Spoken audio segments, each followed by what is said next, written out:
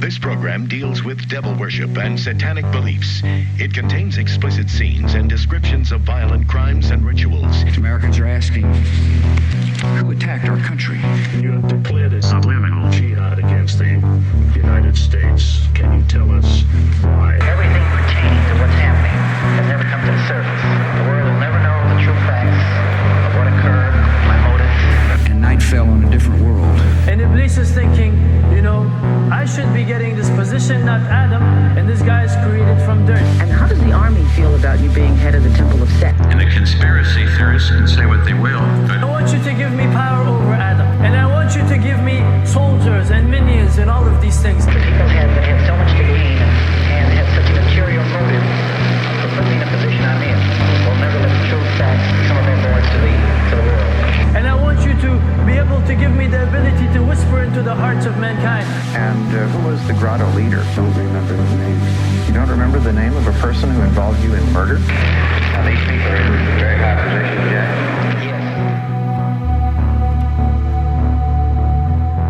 Chat. Okay, I see.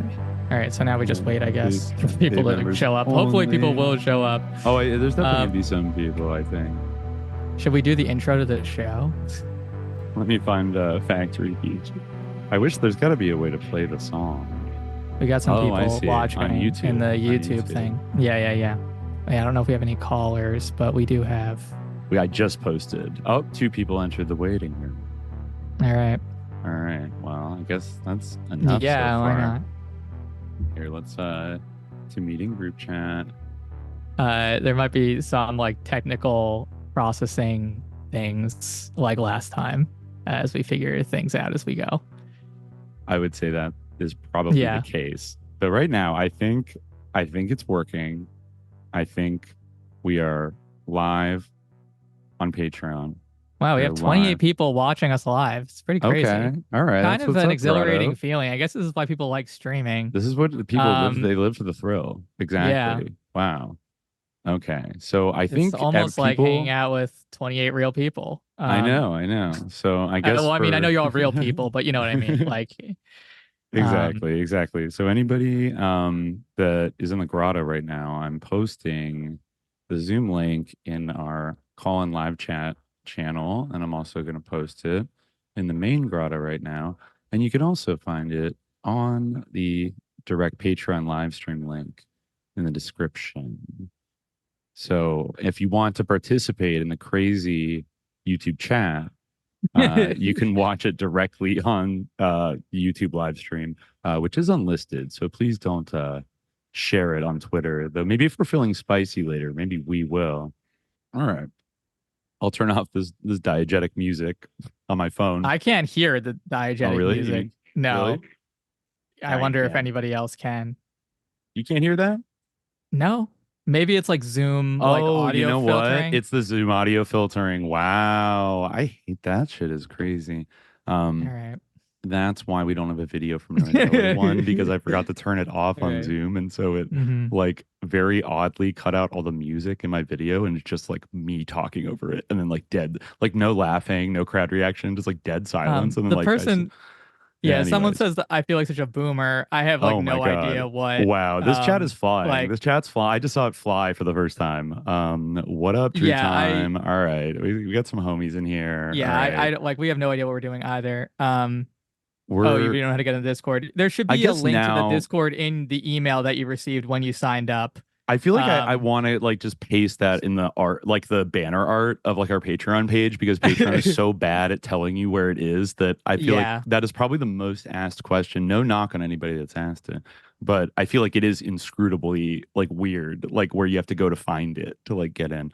Someone says we sound different live. How could that be? It's probably the noise compression on Zoom, because they usually hear us on our GarageBand. I mean, I could, I could switch to. Well, do I sound more annoying or less annoying? Let me see right here. Auto low. What happens if I do low? Do I sound any different, dear listeners? You sound different to me. Oh, okay. I switch mine to low. I think that's better. Yeah, we don't need this hardcore I mean, it's mega not that convergent. much different, but yeah. Yeah. I thought you sounded better before, to be honest, or the quality sounded better. Oh God, now But- you're making me second guess myself. All right, well, Yeah, I know we I don't guess we we don't have the cameras on. should we flip on? We were gonna flip on when we started. Yeah, we were Oh, going yeah. to. I don't know. Yeah, like I'll briefly. Well, switch we're gonna flip very on just so you briefly. know who we are. We're doing the whatever. What up, everybody? What up, Grotto? What it do? Extremely Yeah. present and vigilant right now. Wow, yeah, this Yeah. is fun. All right. So, do we want to let someone in from the waiting room to like? I actually think do this so. Yeah. episode? Do we have a line of people that were the first? I guess first of all, like, welcome back to Subliminal Jihad, episode 200. This is our 200th episode, though, as you like to remind everybody, not numerically, not actually, but because we had so many like AB episodes, we're really probably around 230, 240. But nonetheless, we're going to have like, sort of the ritual milestone today. It feels like something special to reflect on. And just like we did in episode 100, we're launching like the Art Bell late night live chat. kind of Yeah, feature. exactly. It's almost Mhm. like we're in the Arizona desert right now, even though we're actually like on different coasts on Zoom. Right. We are actually coast to coast. Like we're on Yeah, both true. We're coasts the real now. coast to Yeah. coast if you think about it. And we are coast to coast. Even though coast to coast is in LA now. I just learned. I didn't realize. But anyways, Of course it yeah. is. Yeah, I know. Wow. I know. There's George nothing Norrie. secure anymore. No, I was listening to Coast to Coast for the first time in a long time on the night before July 4th. And it was there was like a 10-minute segment for the guy who was like warming up for George Norrie talking about OnlyFans, but it sounded like a SpawnCon. You know how like people start talking about Dollar Shave Club, but like they're hyping it, but trying to make it sound like an organic convo. It was like that, but about OnlyFans for like over 10 minutes. It was the strangest thing I'd ever heard. But I was like, yeah, you just heard like, you can become a millionaire overnight. It's like it's pretty crazy, and you don't even have to show all your wares, you could just sell feet pics. It was like I don't know what's going on in radio land because, we're podcasters, we don't know. But anyways, we're here today to talk to you, the Grotto. And I guess as it turns out, there's already 11 of you in the waiting Congrats to room. Zimmy Blad for being Congrats. 13 months Shout out meth Zimmy free. Blad. That's right. We love to see it.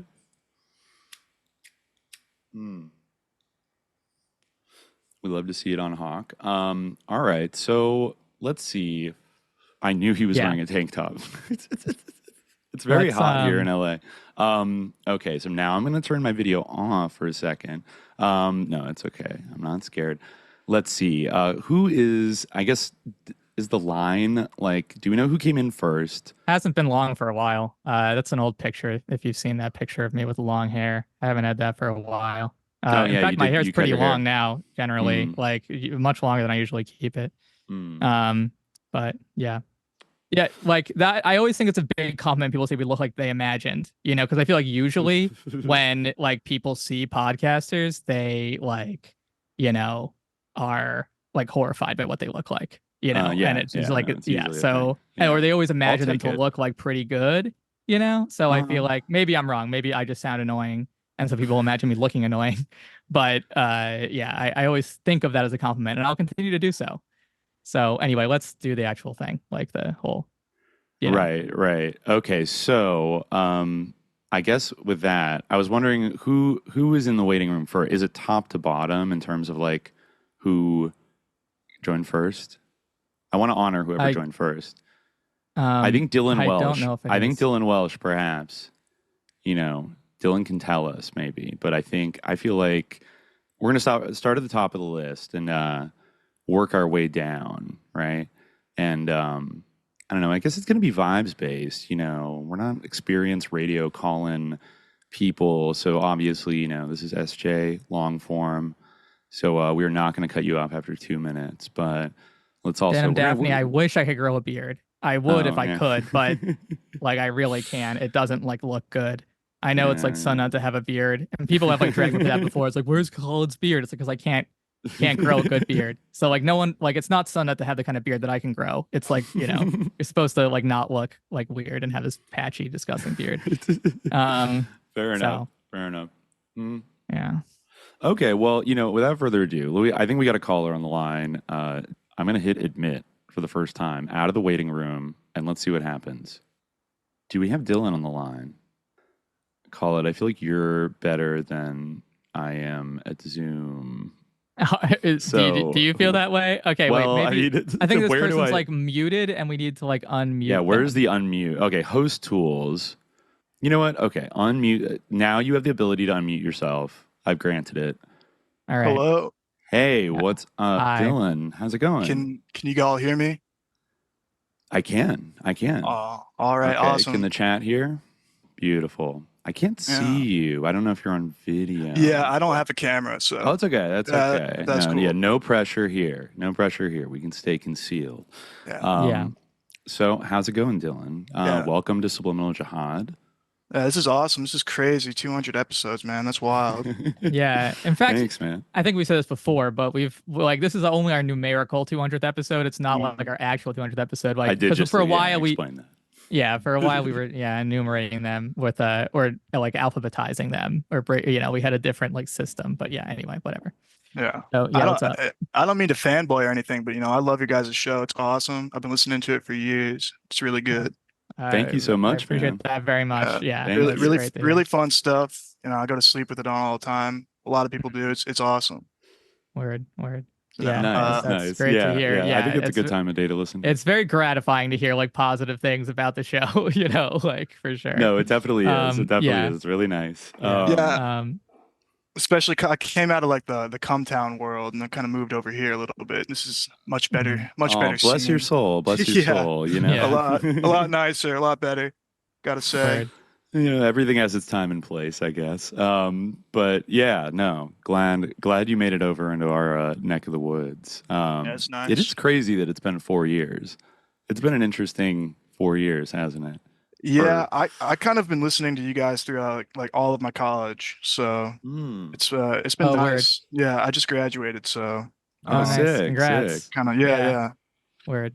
Undergrad sucks, but Did you get to study any grad school also sucks. Yeah. So yeah, I don't know if you're planning on doing that, but if you are, my advice to you is think about that very carefully. Depending on what subject you're in, but well, I kind of doxed my name on here, so I don't know if I'm gonna be going anywhere now. But we can cut out your last name when in the future recording. I'd appreciate that. That'd no be problem. Okay, yeah, we'll do first names from now on. I'm not going to read the full legal government names of everybody. Yeah, because I guess it's a lot to change your Zoom name just for one call-in show. But no, we really appreciate that. Is there anything on your mind, Dylan? Today on this strange I've been racking 7-7? my brain. First of all, I knew episode 200 would be a call-in episode, so I've been thinking about a question for months. But the only thing I could come up with is I kind of want to know, like, what's the SJ opinion on Gen Z? Because I feel like I'm one of the younger listeners here in the podcast sphere, and I just want to. It feels like kind of a sus generation to me, and everyone's kind of fucked in the head a little bit. I just want to know what the SJ take is. Especially from college. I'm sure you probably have some students that are around my age. Yeah, but I like my students, and I think that I don't think that Gen Z is a more sus generation than our generation or any other generation. Boomers are incredibly sus. Millennials are incredibly sus. Gen X, as we were just talking about, is really sus. Oh yeah. So I don't really think that Gen Z is more sus than other generations per se. Like, yes, it's sus, but millennials were like a huge disappointment, I think, to every millennial. Yeah.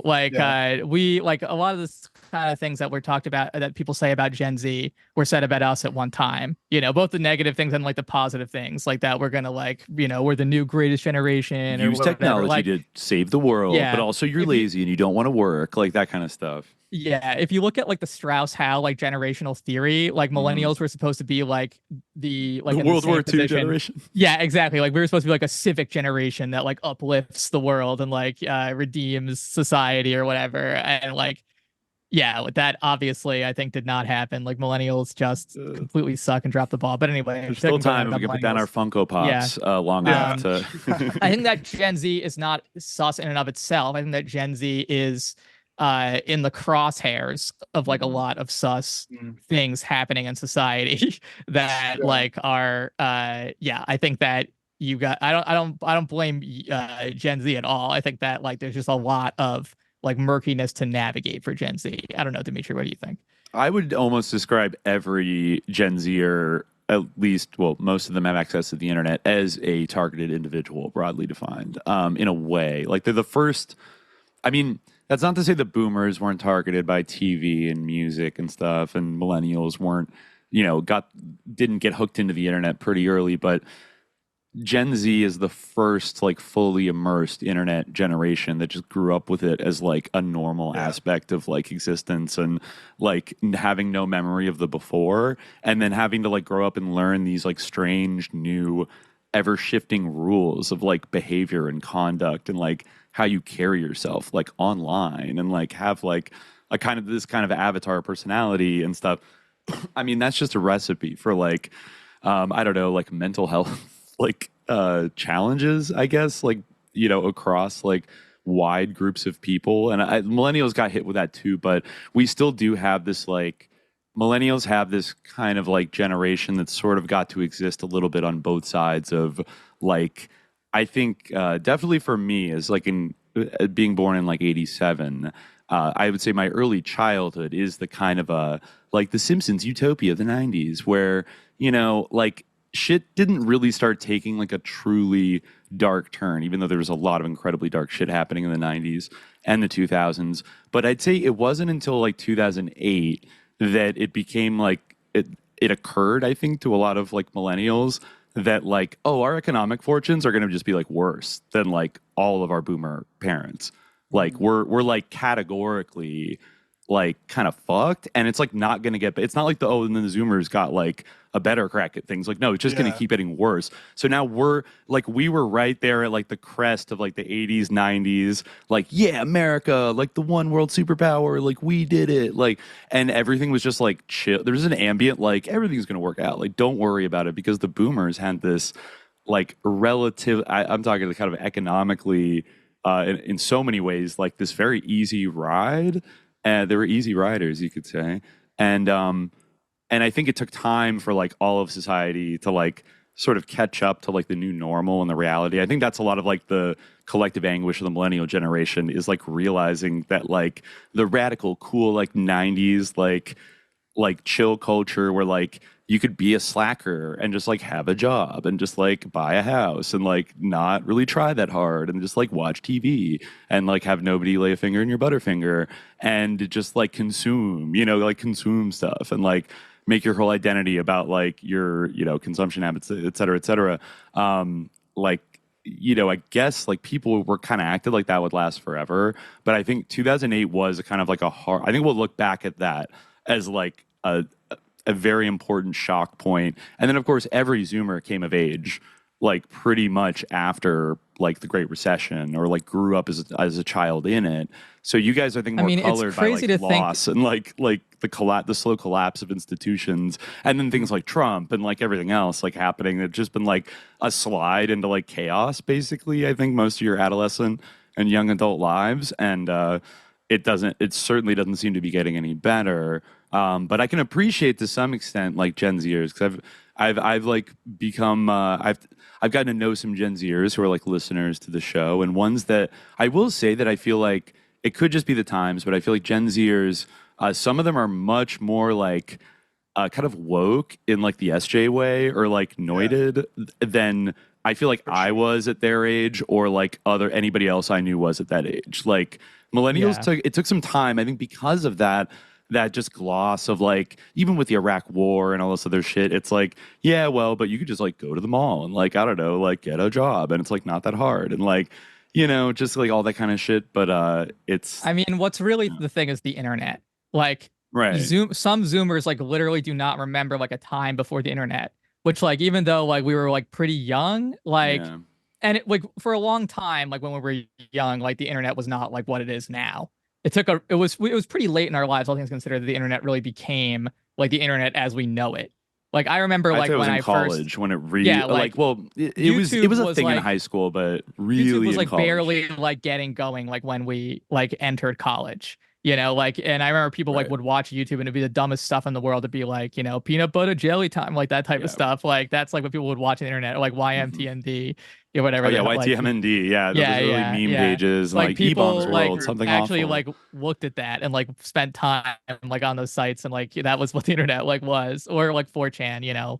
The different message boards. Like I do vaguely remember that architecture. Like there are things I remember about the internet as like a middle schooler that are like they're lost forever to time.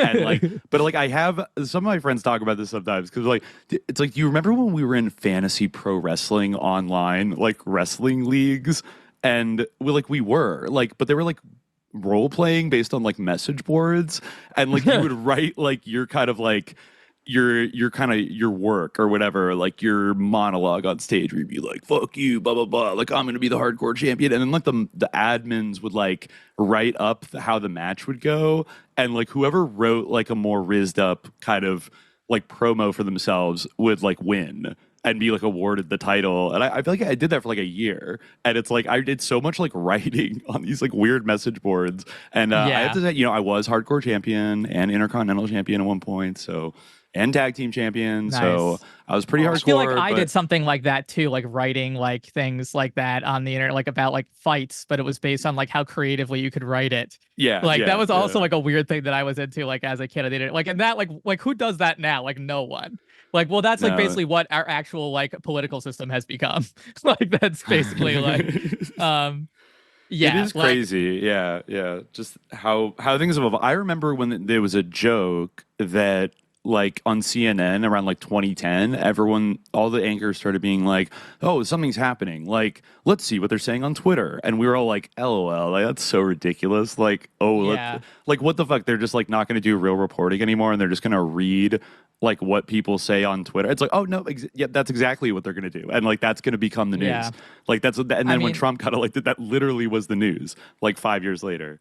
I was just thinking, and like it's also weird, like a lot of Zoomers don't like really fully remember 9/11. Like I was just thinking the other day, like remember when like Howard Dean made that like weird screaming noise and it like destroyed his political career? Yeah, we talked about that before. Now we just had like and the presidential debates and stuff, like those are like big things, and that's like where you like kind of met the candidates and like got to know that like who they were. Like it wasn't this like constant churning like there was a 24/7 news cycle, you know, but it wasn't like what it is in this like hyper mediated landscape at all. Like it's bizarre. It's just so hyper mediated, and Gen Z is definitely in the crosshairs of it. Yeah, so, and then we have like you can say like, you know, I did not have sex with a porn star like on this presidential debate stage, and like that's actually like not career killing. Like you can actually come out and like win.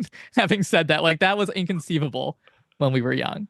Like or just like collapsing. And I still remember a lot of people, and then being like, "I'm not quitting." Like, you know. Yeah, exactly. I still remember a lot of people who were like really like that I knew who were like really like bought into like this, you know, the sort of media landscape, like the system. Like I remember like when the like grab them by the, you know, like the Trump sort of sexual assault video like leaked. I remember like some like, you know, lib people I knew who like ended up going to like Yale Law School and things like that. I remember like I'm actually talking about one person. I'm not talking about people anymore, but there were people with the sentiment. But I remember in particular one person posted like a GIF of like a song from Hamilton where they're all singing around about like how someone's never going to be president, you know, and like it was like, you know, like never going to be president, but of course he was president. And I think that that's like, there's a lot of people in the millennial generation who like weren't and still aren't able to like process it. Not to say that like we are like, but I think that there's some who like really can't deal with it and just really like are, but I don't know. The normie like impulse is still quite strong with a lot of millennials in a way that I can't relate to at this point in my life, of just like, okay, like you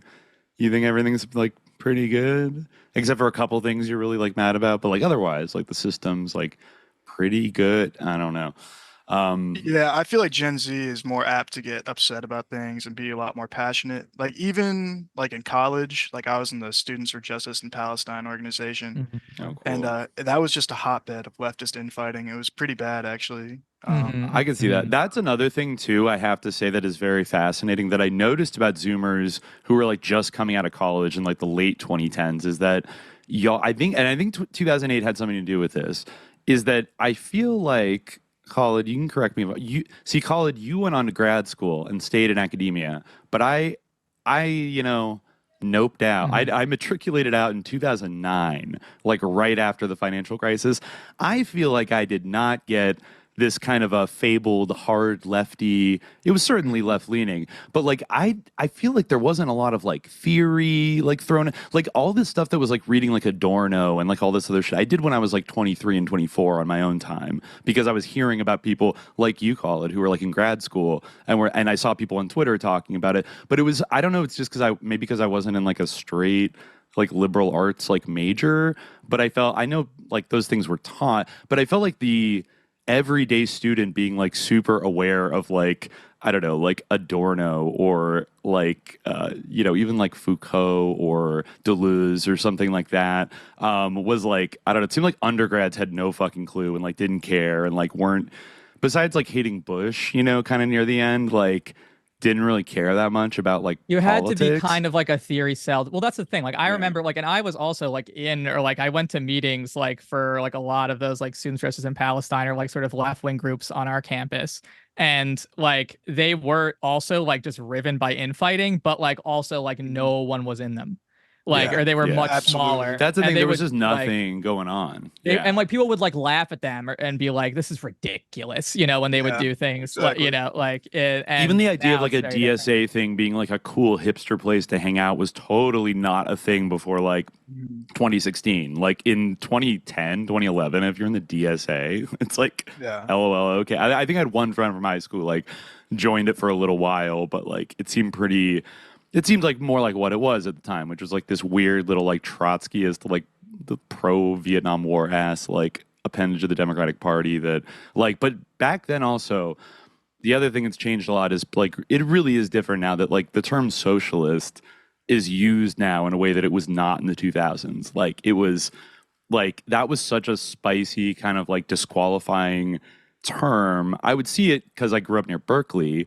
And like there were, the RevComs and other people like that there that, had like, I remember, I think I've said this before in high school, the revolutionary books, RevCom store just had like a massive portrait of Stalin and Mao and Lenin. Like, and, I was a little like lib teenager who like, of course had been fed on a diet of lies like all of us and was kind of like, oh, I'm interested in this socialism stuff. Like, why do you have like a Stalin portrait? They're like, actually, he did a lot for education and stuff like that. I don't know. It's like, I mean, I could defend Stalin better than they did. I remember being surprised myself that like you had like a picture of like Lenin and Stalin like on your wall like in college. I did. I always had like a soft spot for Lenin. I think because I bought some Lenin books in high school, and I was like, I like this. I got Imperialism when I was like 17 or 18, and I was like, oh, this motherfucker's spitting. Like actually, like.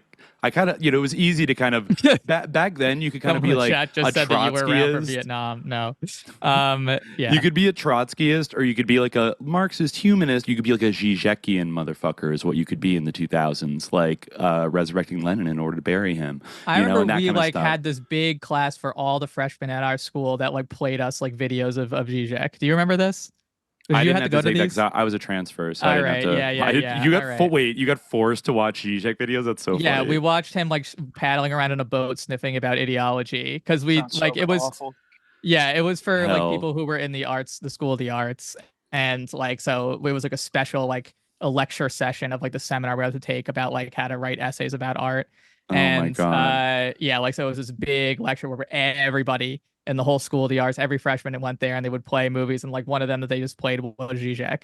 And I remember thinking like, who the hell is this guy? And people were like laughing at like his little bits and stuff, and I was like, oh, they loved it. Yeah, but he is. I think my hot take is that he is actually like the I mean, he's not literally, you could say the Yippies or the Merry Pranksters, but like I think in the modern sense, especially one with like a patina of academic credibility, like he's kind of the first modern dirtbag leftist like archetype. And I feel like so many people are like influenced by his vibe and like his just like his prankster-ish way of like, always like contradicting himself and being silly and perverted and like, blah, blah, blah. So like shit like that was what you were exposed to. I took a class on socialist theory my senior year, which actually happened during the financial crisis. And I had this old, like, big bearded, what was his name? Bart Ehrman, I want to say. Elman? I'm missing it right now. Famously gave Sean Hannity like a C- in the 80s when he took his socialist class. And then he invited the professor on Fox News years later. And he started like yelling, they yelled at each other or something. But he was this old Marxist.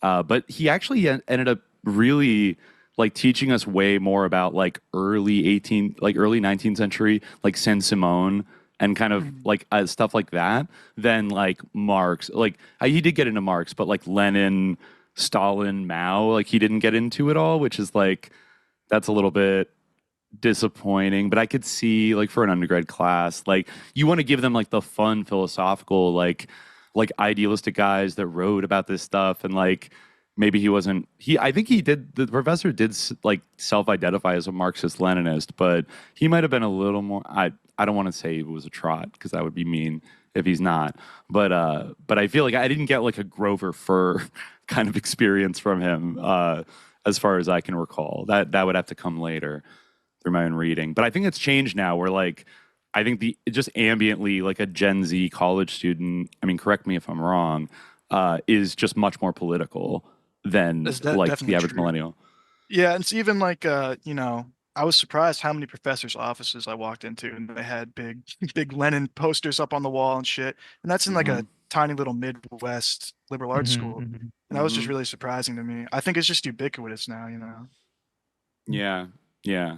And it kind of makes sense, like hide out from like the like ever more brutal like capitalist economy. Like you can kind of, it's one of the few places where you can kind of hide out. I mean, Michael Parenti sort of hid out for years, right? Grover Furr hid out for years.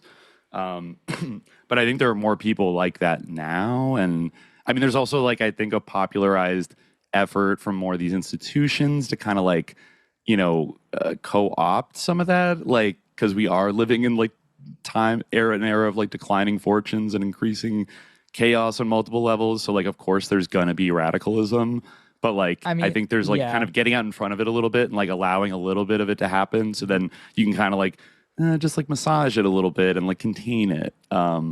I mean, I think there's two phenomena. Like, I think that on one hand, there kind of is like a return to Marx, like like theoretically, like in the academy and the humanities. So you see older professors who like maybe are into that, or maybe always have been, and who like, depending on what their age is, like maybe they, now they're like have tenure and they've always been to that type of thing. So there's definitely types like that.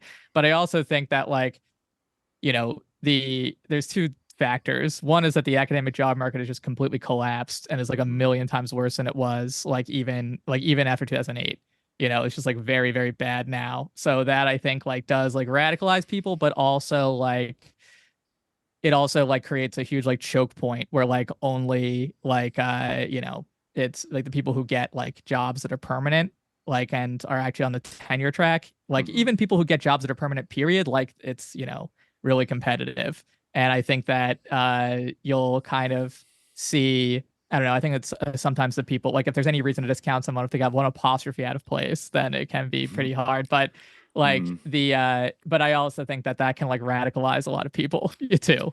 So I think that some of the like the mass like contingent class in academia, tend to be more radical and more have like nothing to lose, but totally. Yeah.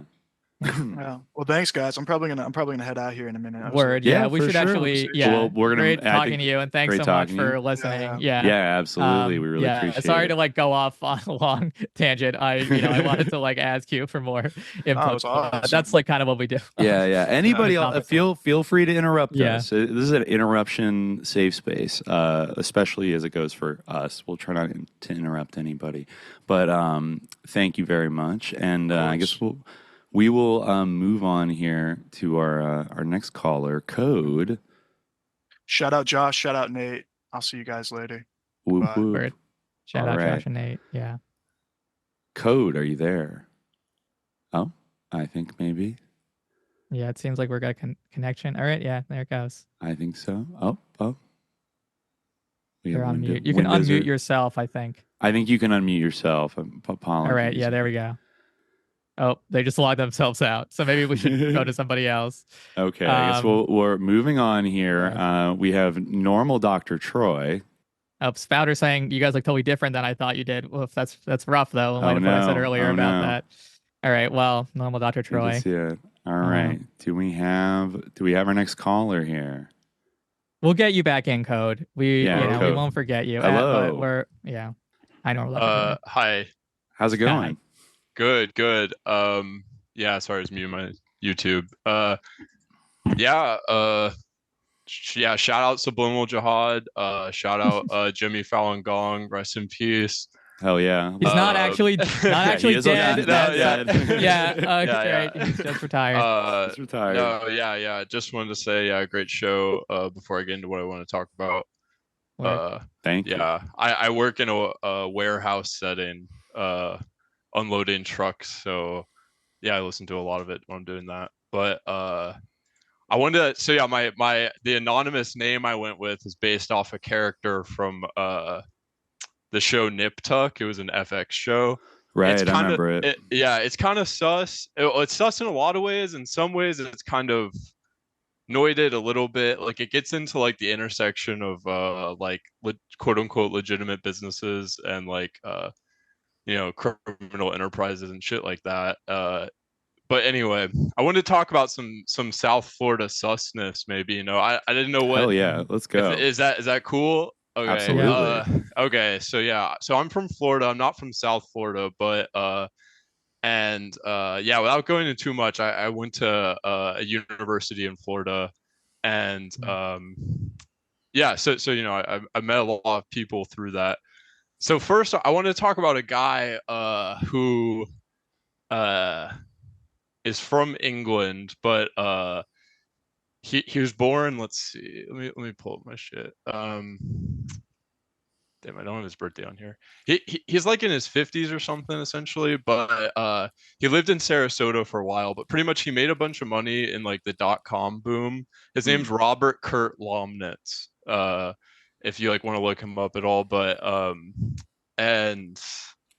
he made money in the .com boom, right? And then he lived in Florida for a while, doing hedge fund stuff and investment capital stuff. And he lived in a really sus art house, the house is like a piece of art essentially. When they tried to sell it, it was a whole thing in Sarasota, Florida. It was pretty sus. Wow. But pretty much he ended up divorcing his wife, and he moved to Thailand. Okay. And mind you, this is a British finance capitalist type guy, right? Moving to Thailand after living in Florida. And he's currently the president, I'm pretty sure, director of the Bangkok Venture Club. And he's the CIO at Expedite Capital Partners in Bangkok. So look into his family history a little bit. He has a brother, David Lomnitz, right? And they went to the Westminster School, which is one of the oldest prep schools in all of England.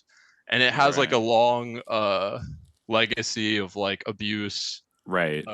Thing. I don't know what I can say because since this is on YouTube, I guess. But all that's unlisted. So okay. Yeah, we're not. This isn't public. Only Grotto heads in here. Facts. Okay. Yeah.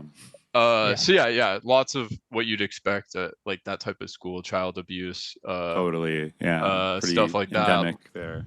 There, racism scandals in more recent years, and a price fixing scandal, where all the elite prep schools in England were collaborating on fixing their prices essentially. But anyway, that's beside the point. So they both went there, and they both went to Brown, and Brown. And so his brother David Lomnitz is the CEO of this water company that is definitely some kind of laundering front. I'm pretty sure it's called Iceland Spring Water. Okay. And if you look that up, there's so many fucking companies that show up because it's such a like generic ass name, I guess. Right. But I do see one that is Iceland, all caps, spring water, but then there's also Iceland pure spring water. Yeah, you're right. It's just like the most inscrutable SEO thing ever. Yeah, if you look it up with David Lomnitz, you'll probably find the right one. Is it let me see, LOM? What is it about like Iceland spring water? This is giving like Rappaport vibes. It's Iceland like spring. Yeah, it's giving it's giving like the Bruce United Rappaport vibes. like group. Like United Finance Inter-Maritime Associates International Management. Exactly. Yeah, Inter-Ocean like trading corp. The first thing I thought, wow, there's a beverage industry article from 2005 called "Straight from the Source." That interviews David Lomnitz, director of Iceland Spring. It was launched in 2001 in Palm Beach, Florida. Okay. Yeah. So, you okay? So yeah, let's get into that a little bit, right?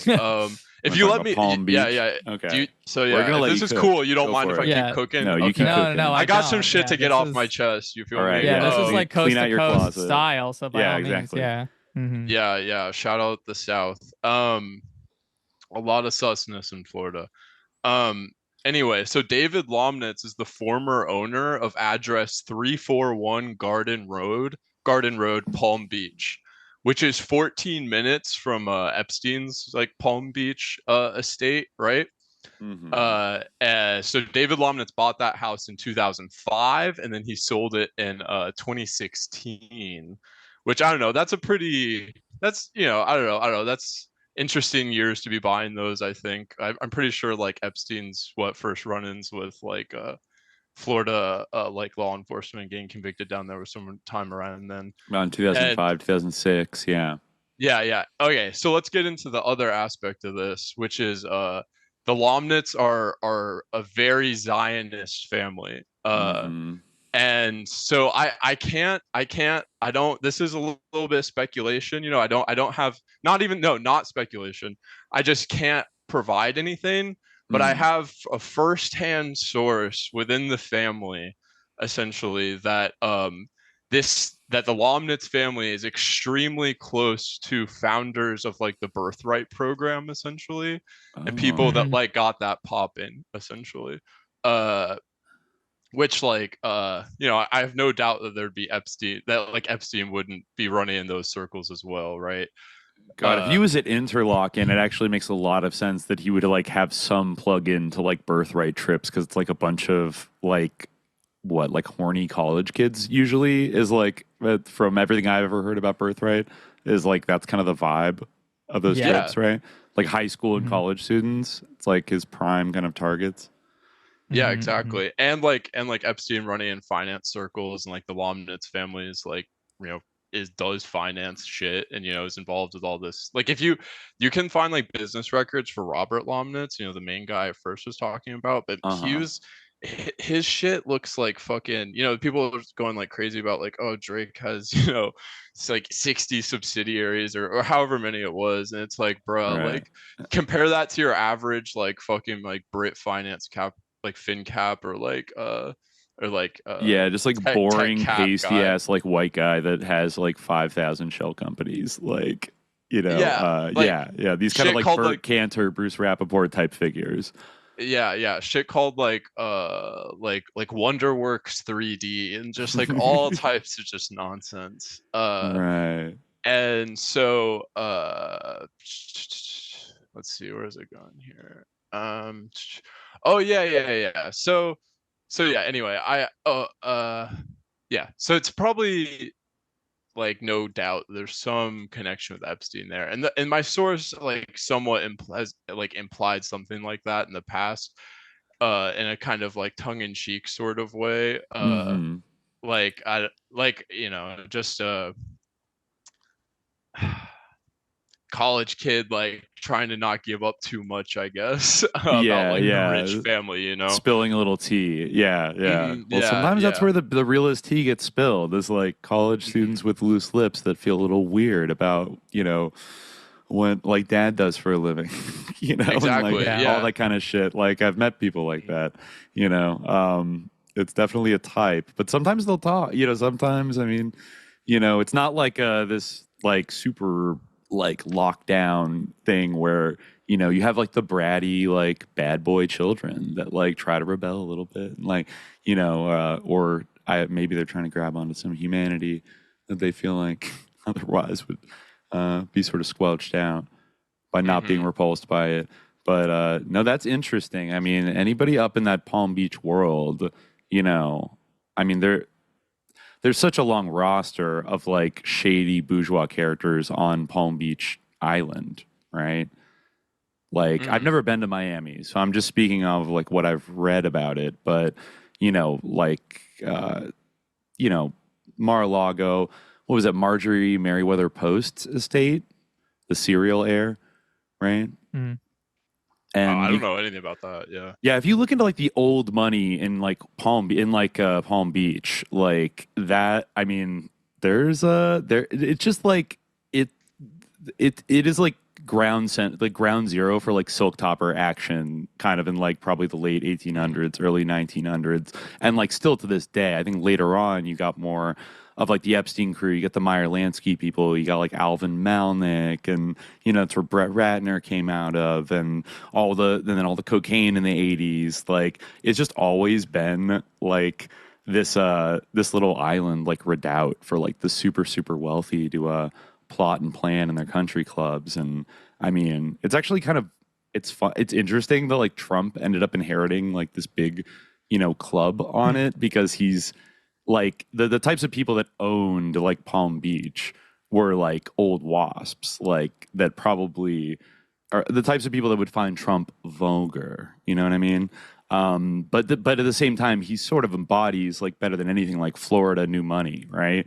As does Epstein, right? Moved down from New York, right? Like snowbirds, and they moved down here and got a bunch of shady real estate deals, and they everything's got to be gold and fucking balling. And same with the rappers too; they're also like emblematic. You know, Diddy. I mean, another one that is around in this area that all that shit's coming out right now about his own kind of Epsteinish activities. And I mean, that's a whole rabbit. And you know, not even to mention Drake, but. I don't know. I always got a bad vibe.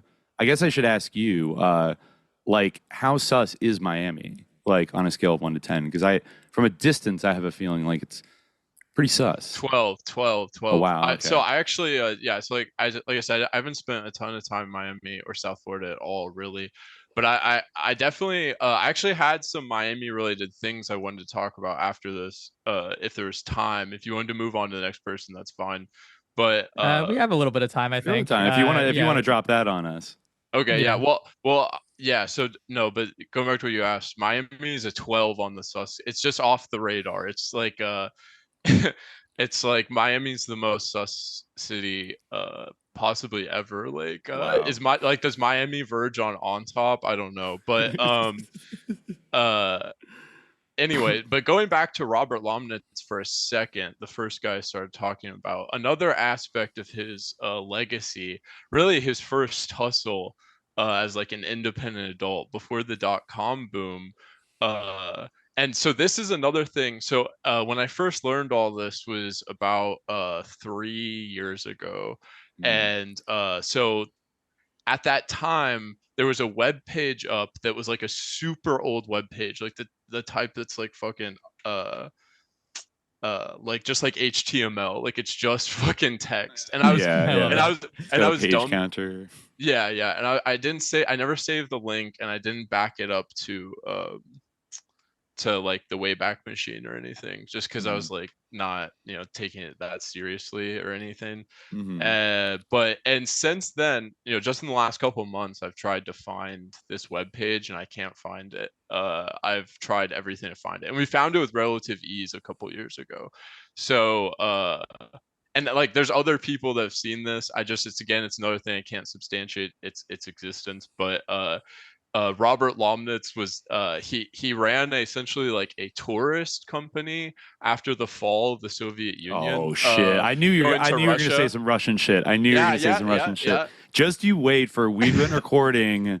We've actually been recording a lot of episodes that aren't out yet, but Contra 8 is on the way, and we really do get into some like shady ass South Florida shit, right? Call it. Yeah. And especially like 90s, like weird, like Caribbean internet banks that started popping up that were run by like Russian cutout guys or like vaguely. This guy reminds me a lot of all of that. Like I'm reading about like Limited Space Media Group. Like it's all just like a bunch of like it's the same type of like like endless, Alexander like interchangeable companies. And all kind of run like in this like according to this playbook of like white collar crime that was pioneered by people like Meyer Lansky and Burt Cantor and Paul Hellawell and others. And like it's such a crazy thing. I wouldn't be surprised at all if this Robert, what was his name, Lomnitz was kind of, it sounds like the type of guy that would be plugged into these networks, because there were also a lot of interesting things going on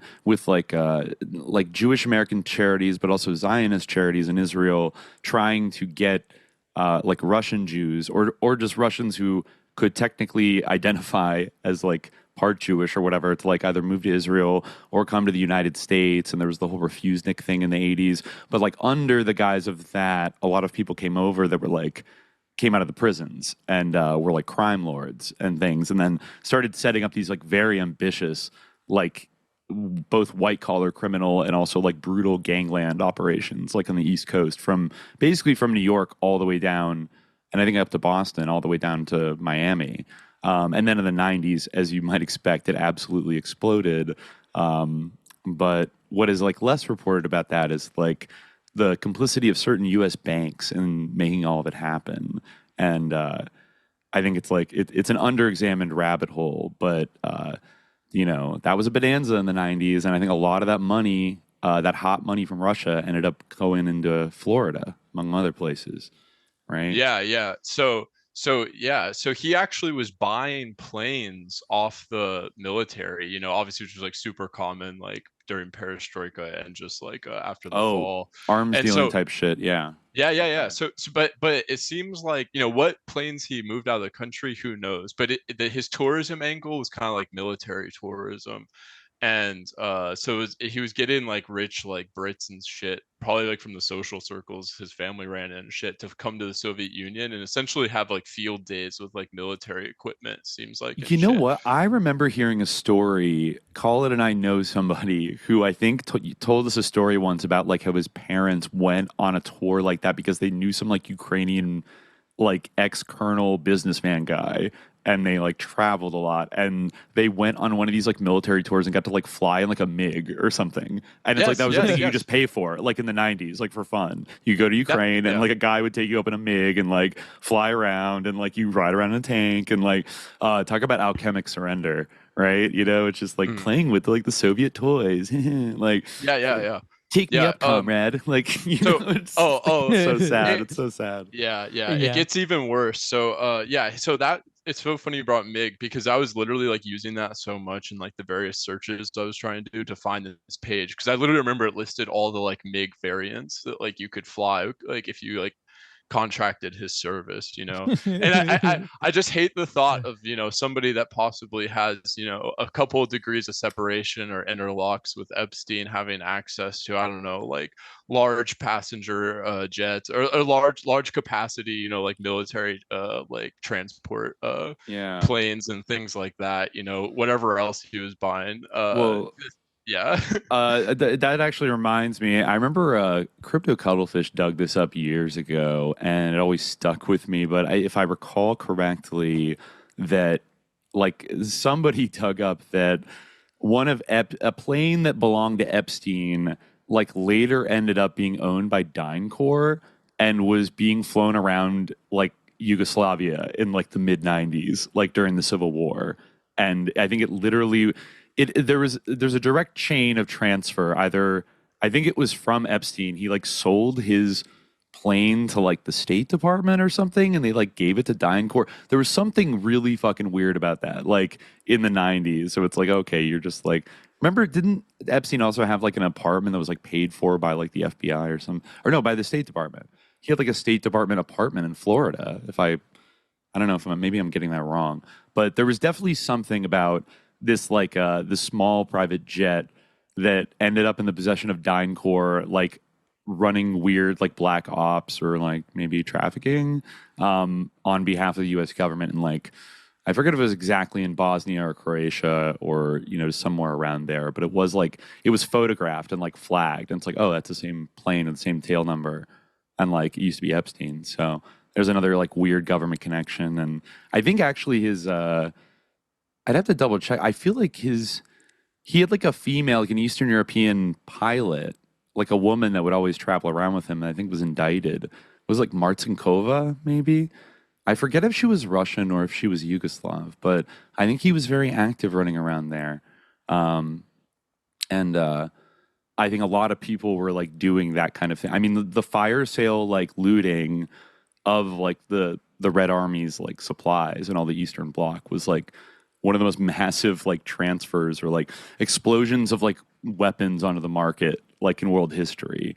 And it directly fueled most of the wars of the 90s. In a very direct way, with people like maybe this guy providing that crucial middleman service. Yeah, exactly. Yeah, crazy shit. Yeah, that's pretty much. Yeah, I agree. So yeah, just if you wouldn't mind, if I get into a little bit of Miami susness, it's some current shit that I feel like people are sleeping on about somebody that's in the media down there right now. Okay, let's go. Okay. So his name's Ignacio Iggy Alvarez, and he's currently running for sheriff of Miami-Dade County.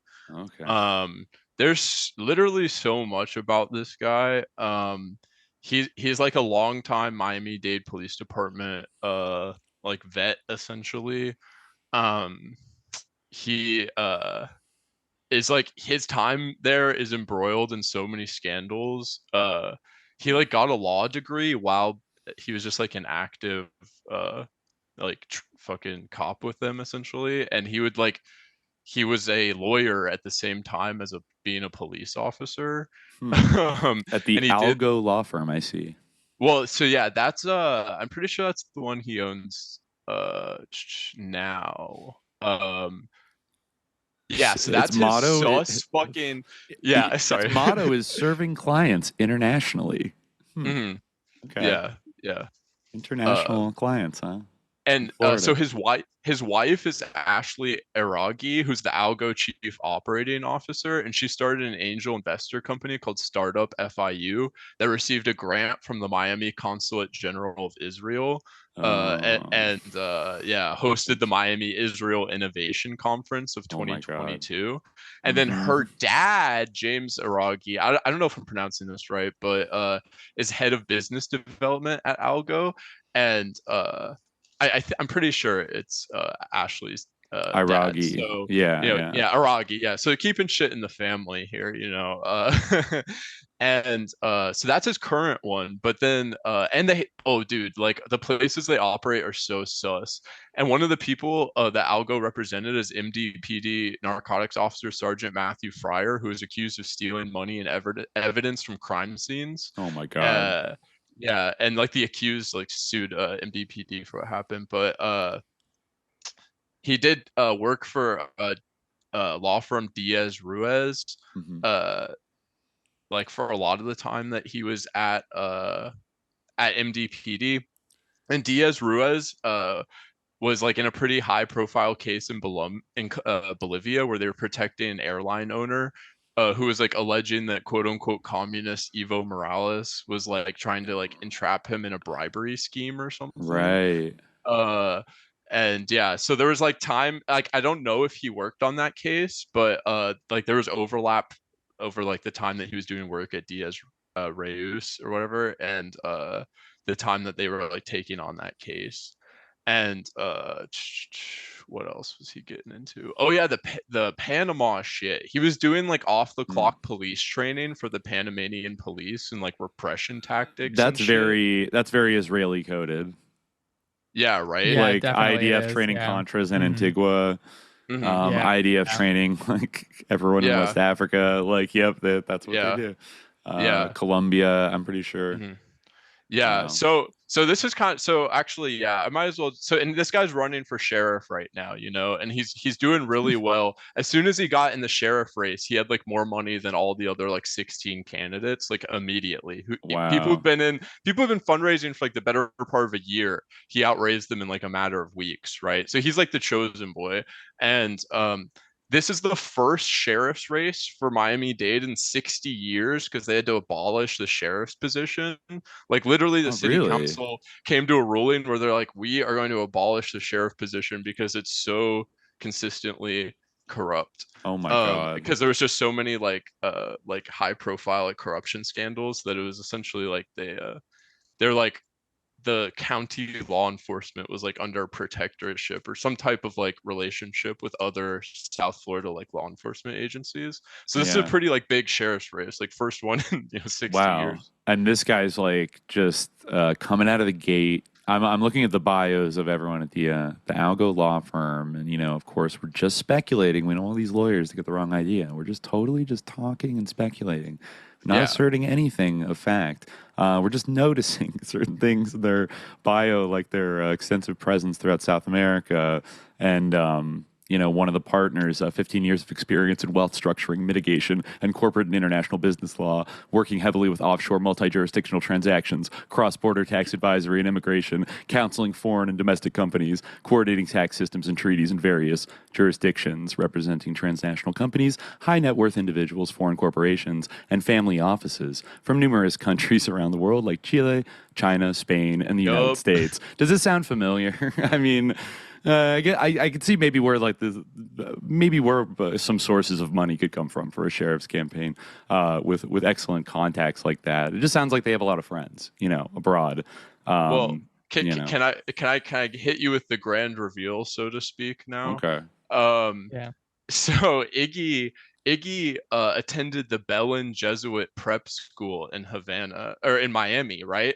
So he's the younger brother of Jorge Alvarez, who's a permanent deacon of the Archdiocese of Miami.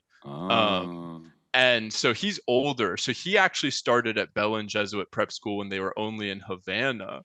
And so they're they're a anti-Castro Cuban family. I figured.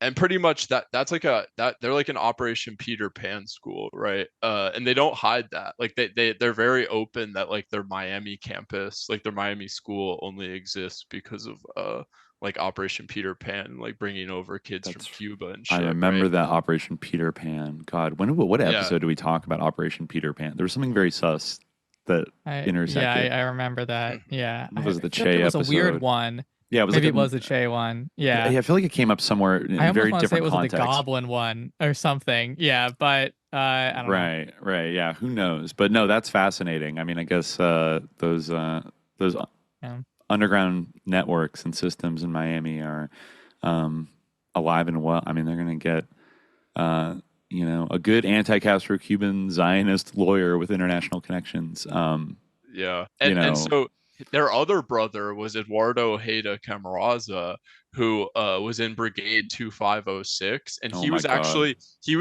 the go-ahead man for the Bay of Pigs. He was the most incompetent go-ahead man ever, and they captured him immediately. Oh my god! And he essentially got he was about to get sold down the river by his handler too. Do we know who his handler was? Sturgis or Hunt? Carl Jenkins. Okay, yeah, he was in JM Wave Station, right? I think that name does sound familiar. Yeah, he was he ran a whole bunch of ops, but yeah, he was like the fucking he was like the on the ground man essentially for the Bay of Pigs, and he was literally given permission to kill Camarasa, because they literally thought that he might be a Cuban double agent for what a bad job he was doing. Wow. They're like he might be like a Castro provocateur trying to blow up the whole operation by oh my god, getting bad intel. But anyway, I just wanted to shine a light on that because he's this guy's running for sheriff, and all the media pieces on him that try to even remotely paint him in a bad light, just bring up the surface level shit, and not that he is also from this legacy Yeah, I looked on the first page of his like Google results, and it's all like the only thing I could find that was like maybe like bad was like he like forgot to file a form on time, and like I guess so maybe something about let's see, that shit's candidates. a psyop. That shit's a psyop too, because if you really go back and read like all the shit on it, it's pretty clear that the Miami-Dade Police Department knew that he was doing these Panamanian police trainings and was like collaborating with him on them to a certain degree. And then this article is just like, oh no, like actually, like they knew so little about it, they had to discipline him about it. And, You're right. I'm reading this right now. That's exactly what it sounds like. It's like in 2009, Republican candidate for Miami-Dade County Sheriff Ignacio Iggy Alvarez picked up a side gig with the Panamanian National Police. That year, the future candidate traveled twice to Panama to help train officers there. There was just one problem. Alvarez, then a major with the county police department, did not tell his superiors about his side job, a violation of department policies, according to a written reprimand of Alvarez obtained by WLRN. The work itself was not the issue. It was not telling his employer as required. So it's like, okay, and it's like a paperwork thing, but it's like they kind of say it like the work itself wasn't the issue, but it's a pretty weak attack and kind of blows over the whole like why are you in Panama like training, like the police down there, and that's a little bit I don't know, like a lot of corruption in Panama historically. It's like a shell company haven, etc. So yeah, let's see. It mentions a couple other like reprimandable or preventable incident with the county vehicle, like just like little shit, like they never really go they never go into the deep mafia shit with these figures, Yeah. Wait, sorry. I just have so much on this guy. So like, if you can give us a quick thing, we want to get to. We want to get to code. We got to look at the unpleasant part of the Art Bell thing. Yeah, sorry. I know. There's this website that's like a police forum and police post on there. I guess I'll just drop the lead on this one pretty much. If you go on this old police forum, what is it called? God damn it. I don't know. But a bunch of police posts on there, and this guy Iggy Alvarez is involved in much darker shit too. He was involved in a home robbery murder cover-up that was done by some police detectives, and he was also involved in systematically harassing a family who was trying to expose like corruption between the Miami-Dade city council and the Miami-Dade Police Department, involving like robberies, murder, money laundering, all this stuff. But yeah, all that's on the forum. But I love Subliminal Jihad. This is awesome. Always love to expose some Florida susness. Thank you. Hell yeah. Thank you so much. That was fascinating. Good, All right. Take it easy. All right. So I guess we'll move on down here to let's see if we can get Code back in. Is Code back in the chat? Oh, Code is back in the chat. I'll admit Code. Try to get Code. We'll admit Code and then Travis. Oh, but before we move to Code, let me address a couple things in the chat. Jordan, I think it was Jordan who had the questions. We'll try, if you have time, to get to the chat questions. Oh, written questions. Yeah. This is more of a talking questions one, if we can. But but we'll make, if they, if it works out, we'll try. And also, this guy claiming to be Jimmy in the chat, I don't know about that, guys. Like, come on, exercise don't caution. Take it at face value. Yeah, don't believe it unless you hear Jimmy's voice. Call in. I'm not. We're not confirming it. Word. Anyway, okay, I think that's everything. Oh yeah, Ladrone, bye. Good to see you. Ladrone, thank you for calling. I hopefully you hear this. All right. Hello, Code. Okay, hello. Can you hear me? Is everything going all right now? Yes, Code. How are you? Great. Sorry about that before. I've never used Zoom, so I was coming in and a bunch of things were popping up and I was just clicking through it and I guess I accidentally went through. But thanks for having me on. It's really, I don't know, it's quite surreal to be on here. I've been listening to you guys for a while, so it's quite cool. Awesome. We're glad to have you. What's on your mind, Code? Well, before I had a whole bunch of things, but now that I'm actually here, as I said, it gets quite, overwhelming. But I don't know, I guess I will say I recently went on the merch store for the Subliminal Jihad website, and I got one of the fanny packs there and one of the hats, because I'm planning on going to a music festival that's around here, and it is a very sus music festival. So I'm preparing to stay vigilant while I'm there. Very but it's excited. Interesting. Your it's order is interesting on the way, because- by the way. Thank you. I appreciate it. But my family actually has connections to kind of the origins of the music festival. It's a very local thing, and it started 25 years ago. And I had a family member who was kind of one of the founding people, and he actually kind of got sort of shoved to the side as it became more corporate and potentially more sus in some of those ways. I'm from British Columbia, and there's a whole bunch of, I mean, it's the Pacific Northwest is a really kind of, there's a whole bunch of shit going on here. And British Columbia in specific, if you look into the history of it, there's so many different things, from it being like the center of the residential school system to like the one of like the Nazi parties that came out here. It's also the headquarters for the Canada chapter of the Order of Nine Angles. So anyways, apologies. I've just kind of been going off for on all a of bunch Canada. things, Nice. but- Okay. Yeah, And a yeah, large, yeah. like usually a large heroin trafficking like way station into the into North America from Asia, right?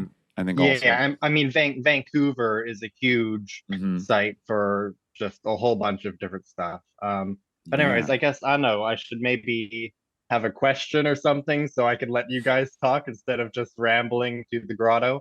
No, we're here to listen, but Yeah, you no, can but this say, shout out Canada, shout out all our Canadian listeners. We might Yeah. actually be planning something in Canada soon, or I might Oh, be. shit. We're there's some grotto heads that might put something together, more in the eastern part of the country, but Right, yeah. but That you is know, where most people are. right. But I was up close there. I was in Olympia, not maybe like 2 months ago, which I never really like hung out in Seattle or Portland or anywhere in the Pacific Northwest. But you know, it is interesting up there. You know, there's a big like Buddhist like QAnon cult outside of Olympia, and of course Evergreen State College, where the king bad boy himself went. Matt groaning or groaning, or I don't know how we're supposed to pronounce it. I think it's graining. Yeah, people were telling us I feel it was like graining. under like Goethe rules, it's like groaning or like Goebbels. You know what I mean? Like, I don't care how his Midwestern ass pronounces it. I don't know. Anyways, but no, like that campus is Goethe? so interesting. Like the way it's like walled off and like this concrete, like brutalist, like kind of, I don't know, kind of vibe. And like Aberdeen, where like Kurt Cobain is from, is like very strange, like rundown little town. I kept seeing Croatian churches here and there, you know, sus Kristen Vosilic, and all that. But no, everyone up there is like kind of like noided about the Pacific Northwest. Right. And I guess that would include British Columbia as well, right? Yeah. It is. Sorry. Oh, I was gonna ask you. I don't know if you want to like not dox like the name of the festival, but I'm just curious, like what genre are we talking about here? No, I mean, I can go ahead and I can say it. It's funny that you mentioned the sort of Buddhist thing, because the festival is called Shambhala, which is named after kind of a Buddhist Hindu concept, right? So already sus, right, in kind of the origins, and it's okay. Is it electronic dance? Yeah. Is it a little bit maybe a little psy trancey? I think there's like one of the things there, and so as I said, one of my family members who is shoved off as it got more corporate and probably more sus. I was talking to him about it, and he was kind of saying like, there's ends up being a lot of Israelis at these kind of things, a lot of like the oil people and all that stuff. So oh my god, it's a Susco Psytrance festival now. Yeah, I know corporate... and it's crazy just from how much it's changed from kind of what he started when it started out with 25 years ago, with just like my mom was there and he was there, and now it's like a total huge, I describe it as Canada's Burning Man.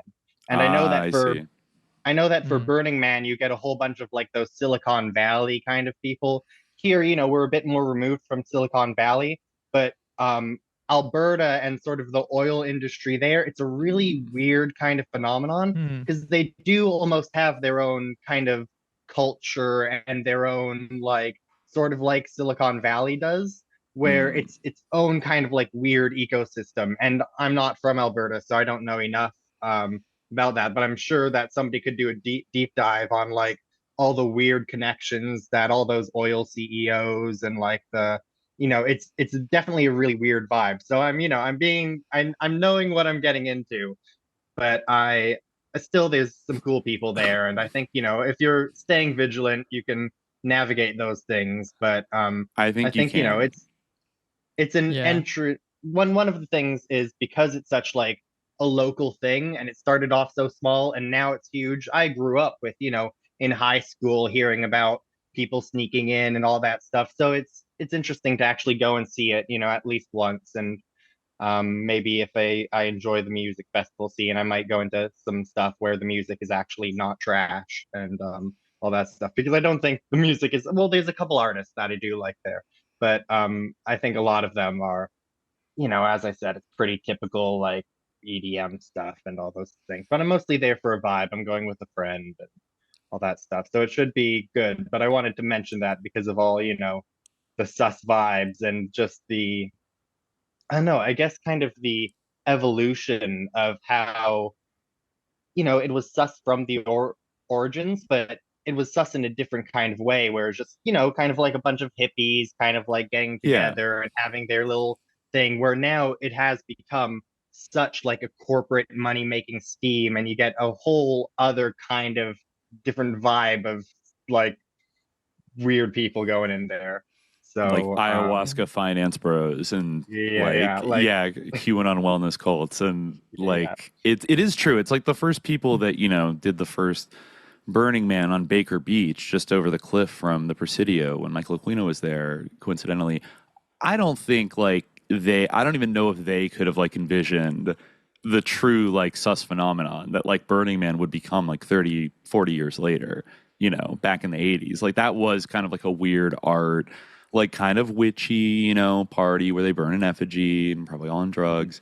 And then, over time, I still remember like when I was a teenager, like my first job at Subway, I worked with this like older guy who like was a burner, but that was like, the first time I'd like kind of like heard of it. This is like mid 2000s. And like, it was described back then as like, oh my God, it's like this amazing kind of anarchist thing where like nobody brings money and you just like bring a bunch of shit in like RVs and then you barter it with each other and there's just sand everywhere and people build these installations and all that kind of stuff, And so it wasn't like, oh yeah, this is where like weird tech people go to blah, blah, blah. However, in retrospect, now that I've like learned more about Burning Man, there were totally always those people, like definitely from like the 90s onward. Remember the whole like secret chief thing, called from Sus Psychedelics, about how Leo Zeff and like Shulgin would be going up to Burning Man, and like Shulgin sort of used it as like a venue to like try out new research chemicals and like spread them around in between being like a fucking DEA consultant and like Bohemian Grove guy. It's like there were people always testing like weird little gadgets and like new military tech, like I feel like there were probably a lot of like experimental drone things that were like tried out there just because it's like you're pretty much like signing a waiver. I mean, you probably literally do by being there. So it is a big experimental like autonomous zone for a week, and all kinds of things can happen. So it's like you're right though. Like the susness kind of like evolves sometimes and then becomes something different. I don't even think like Goa Trance is, I don't think you could say it's like the same type of susness from whatever little beach parties they had in the late 80s to like what sus IDF like Goa Trance is now, that has kind of like taken over the world. And, it even, like I've said before, there's something ineffable about it, but you can kind of feel the vibe. Like turning into this dark, I don't know, like the neon paint and just like those like phasing, like attacking things, and just the whole infected mushroom vibe. It's just, it's like colonizer techno or something. Like it has that like dark, but also this like really fake like Esalen like pseudo enlightenment thing going on that feels almost like borderline dangerous because like I don't know, like you shouldn't feel enlightened listening to like that music. You know what I mean? Like I actually wanted to speak on that a little bit because he kind of got into it a bit before, talking about, the art installations and the, oh wow, you're going in there and you're bartering and I feel like some of that is actually some of the most dangerous of aspects of the music festival, because it's that false consciousness that it gives you of being like, oh yeah, this is like the new lifestyle and this is something radical. Going here and taking a bunch of MDMA and connecting with a whole bunch of people who haven't taken a bath in a couple weeks. This is like the goal of what the new society needs to be, right? And then all the art, and some of that can be genuinely cool, right? Going at the art installations and being like, yeah, this stuff is neat. But it's how all these things kind of combine, and it gives you this feeling of like, alternativity, like, oh, we could just switch to this, and which would be not sustainable in any way and be a complete disaster. I mean, it's a disaster going there for a couple days, right? You need to take everything in moderation and be careful. So that's, I mean, part of why, and maybe this is a bit hubris of me and being too bold, right? But kind of going in there and being like, this can be fun and looking at stuff, but being careful not to get totally in that brainwashed mind control vibe of like, wow, we're in Shambhala, the new kingdom, right? That is the name of what the music festival is, right? This new era of this Hindu Buddhist bullshit. Just a hodgepodge. I have a colleague. I had a colleague who was involved in running a Buddhist meditation center in upstate New York, and I think I might have mentioned this on the show, but she told me that she had there was one guy who was always going there and would always be trying to get them to have ayahuasca retreats, and because it's interesting, people I feel don't realize, or maybe I think in the way that Buddhism is perceived in the United States due to the association with the 60s and all this stuff, and Gary Snyder's Zen thing and all that, people don't realize that Buddhism is a lot of other religions, and that generally it doesn't encourage you to take a bunch of psychedelics or whatever, but there are these people who are really trying to say oh yeah, have psychedelic events and ayahuasca retreats there, and they're they're trying to merge them into, they're trying to shoehorn the ayahuasca into the Buddhist retreat thing. I think they just do meditation type events now. And they're Tibetan Buddhists, a lot of Buddhist centers in United States are, and they're kind of but they have some Rinpoche, I think is how they say it, but he's Rinpoche, we're not going to do it. I think it's Rinpoche, or but I'm not I'm not actually 100% sure, but Canada's very sus. Shout out. I have one more BC question for you, actually. If you could help us out with this, because this is somebody that's always been on my radar, and one day I kind of meant to kind of get back to, but I'm actually surprised with all the Epstein stuff and the Trump and Clinton and things that his name very rarely gets invoked in American politics. But are you aware of a man named Frank Giustra? I'm afraid I don't think I'm super aware. I'd like to go off on a huge tangent, but I'm afraid I don't know anything. I was hoping he's just the most notorious evil person in British Columbia, oh, that motherfucker. But he is a billionaire who I think is based in Vancouver, but has a lot of business holdings in Alberta. But he's a mining and oil and minerals guy. But he got very. Sorry, go ahead. To ask, is he at all related to tech? Because that's one of the big things here, that tech is, I might know of his reputation, but I might not know his name specifically.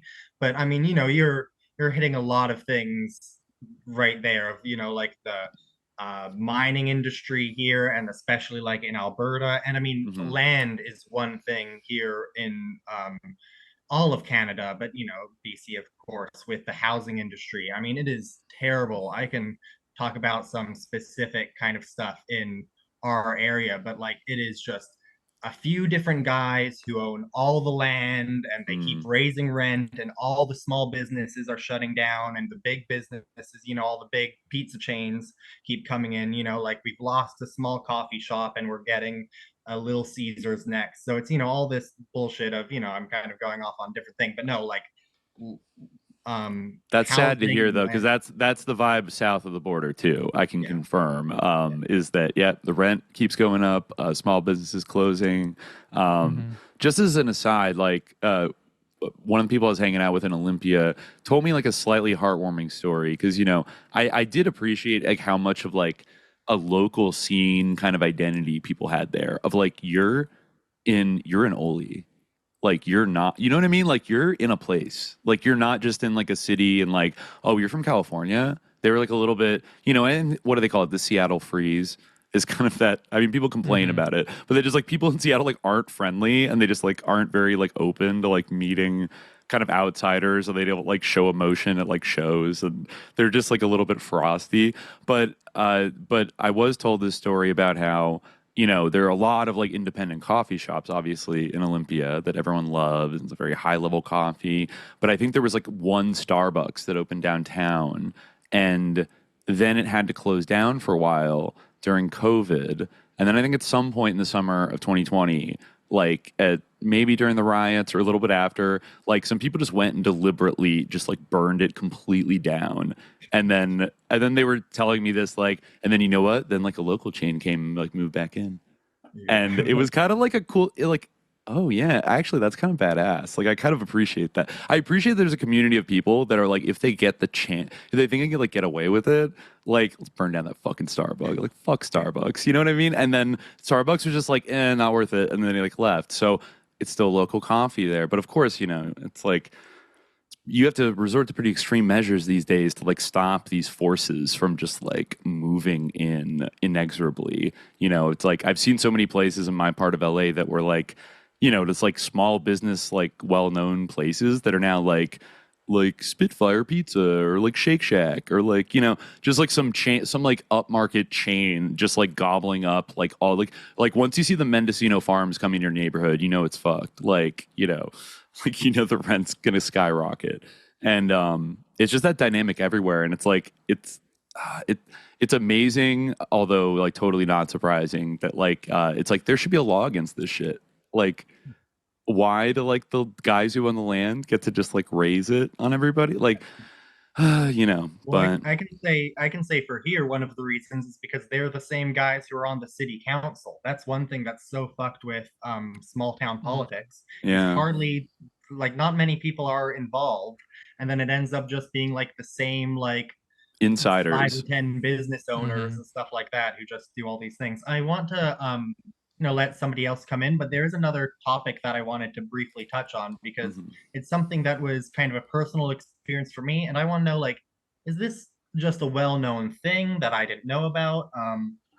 So you guys know those kind of like Miss whatever city you're in pageants or whatever, right? Is that just a Canada thing, or you got no, that's definitely a US thing. Usually Definitely like states. I'd say states are more common, like Miss California. Yeah, right. We have one for our individual cities here where I won't dox my I feel like they have them at every level, and then there's like there's also like debutante shit. America. There's like Veiled Prophet Ball, like St. Trump Louis, was like weird in shit. that.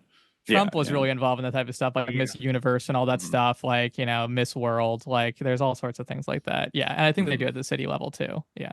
So is it a well-known thing that like the Freemasons are deeply involved with that? Because because like I just had an experience where I had the same family member who kind of helped with the founding of Shambhala. So again, he's pretty anointed. He was talking to me about how the Miss whatevers are picked by the people in the Freemason councils or whatever, and I was kind of like, oh, whatever, sure, man. And then I had a personal experience which kind of validated that, where I had I was talking to a girl who was a pretty shitty person. She was very racist and a lot of stuff, so I wasn't talking to her for very long. But she told me how she had like a family member who was, a Freemason. And then a couple years later, guess who was, the person selected for our city. So that was just something for me that I was quite like, just one of those small personal things where it's like, okay, even if we don't necessarily hear a lot about Masons besides in certain circles, right? I feel like some people think that the Masons have taken more of a back seat. I mean, they're still doing whatever weird shit, selecting teenage girls for pageants and shit like that. Right. So that was weird to me. Yeah, I'm actually that's very looking much through... like what Dimitri was mentioning in terms of the veiled prophet ball. And in fact, like, it's interesting that the person you mentioned was like really racist, because that famously like has a KKK connection. Exactly. You know, so like I feel like a lot of these, and this KKK kind of like, they took a lot of their ranks and things like that from other secret societies. You know, they kind of modeled themselves on that pattern, of which the most famous example is the Freemasons. So yeah, definitely, like those types of groups often are running these things in the United States as well. Yeah, whether it's like a really like, you know, baleful group like the KKK, or something like more innocuous, or something kind of in between. You know, there's also that's always going on. It is hard to get a it's hard to get a true handle on like the actual extent of like Freemasons as a group. But I feel like there basically still is anything that's like, you know, a town tradition. Yeah. Like there's going to be some sus society of like, you know, well-connected people in the town who are like deciding anything having to do with that, like parade or like contest or like traditional thing. Like, just think about like how much susness must go around like the groundhog in the Groundhog Day town. Oh, I know. You know, probably so much. Yeah. In fact, I think I almost read that was based on some kind of like sus Freemasonic thing originally. I had to confirm that. How but could it not be? I mean, yeah. How else did you get that idea of like? Yeah. Figure it out with the groundhog. Well, you know, actually, I've been thinking about this question again about Freemasons, especially in the last week with everything that's happened. I'm thinking back to like the second episode we ever did about, you know, Kamala Harris. Kamala Harris. Yeah, I was thinking about that too. And her aide, which he was a part of like the Freemasonic police department, got arrested for impersonating a cop, and then was connected to this sort of Grand Master guy that seemed to be friends with Ice-T, and like was kind of a big, like, I think we found pictures of him with like Karen Bass, who's now the mayor of Los Angeles, back when she was, I think, either an assemblywoman or I think she was an assemblywoman and then a congresswoman.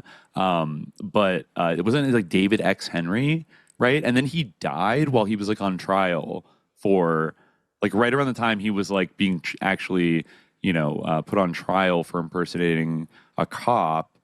He just like dropped dead, and then like right after that, like Kamala like got elected to the Senate and like moved on from being AG, and we were just, it was because they had just announced that Kamala was going to be the VP when we recorded episode 2 back in August 2020, and I remember being kind of surprised about that. Like I thought, like no way, like Kamala did so bad, like they're not going to, you know. I thought they did. She had such a bad reputation. Oh yeah, and I don't think it's like improved, but now you see this new like, remember the K Hive, right, in 2019, that army of bots, and like I'm still not sure how many of them were like paid or real people or just MK'd by Twitter or like not even just AI, I don't know, but like they were vicious. Like I'm like, you know, a lot of the candidates had like their little kind of attack armies on Twitter, but like hers was, it was the kind of one with like the like some name like Gran for Democracy, like 5 like blue wave emojis, and like a bunch of like arms like flexing with like 4 vaccine shots, and like, you know, that would be later, but you know what I'm talking about. Like there was that type of account, like the blue wave account, that seemed like some kind of like bot network or like people getting paid to just like spam like Democratic content. I don't see them as much anymore. I don't know if it's because the algorithm is like changed under Elon and it's all fucked up now. But I feel up until like the 2022 elections, there were all these people just had like very just like standard like MSNBC, like that's why we need to get behind Joe. It read like fundraising like email kind of speak that these people had. You guys know what I'm talking about? Y'all know what I'm talking about? I definitely remember some of that. I feel like some of them, you know, had to be real just because they were so delusional and strange in such a specific way that I was like, if you were going to program a bot, you wouldn't make this bot this crazy. They would be more logical. Yeah. No, you're right. You're right. I think it's a scary thing about Twitter. Yeah. It's pretty crazy.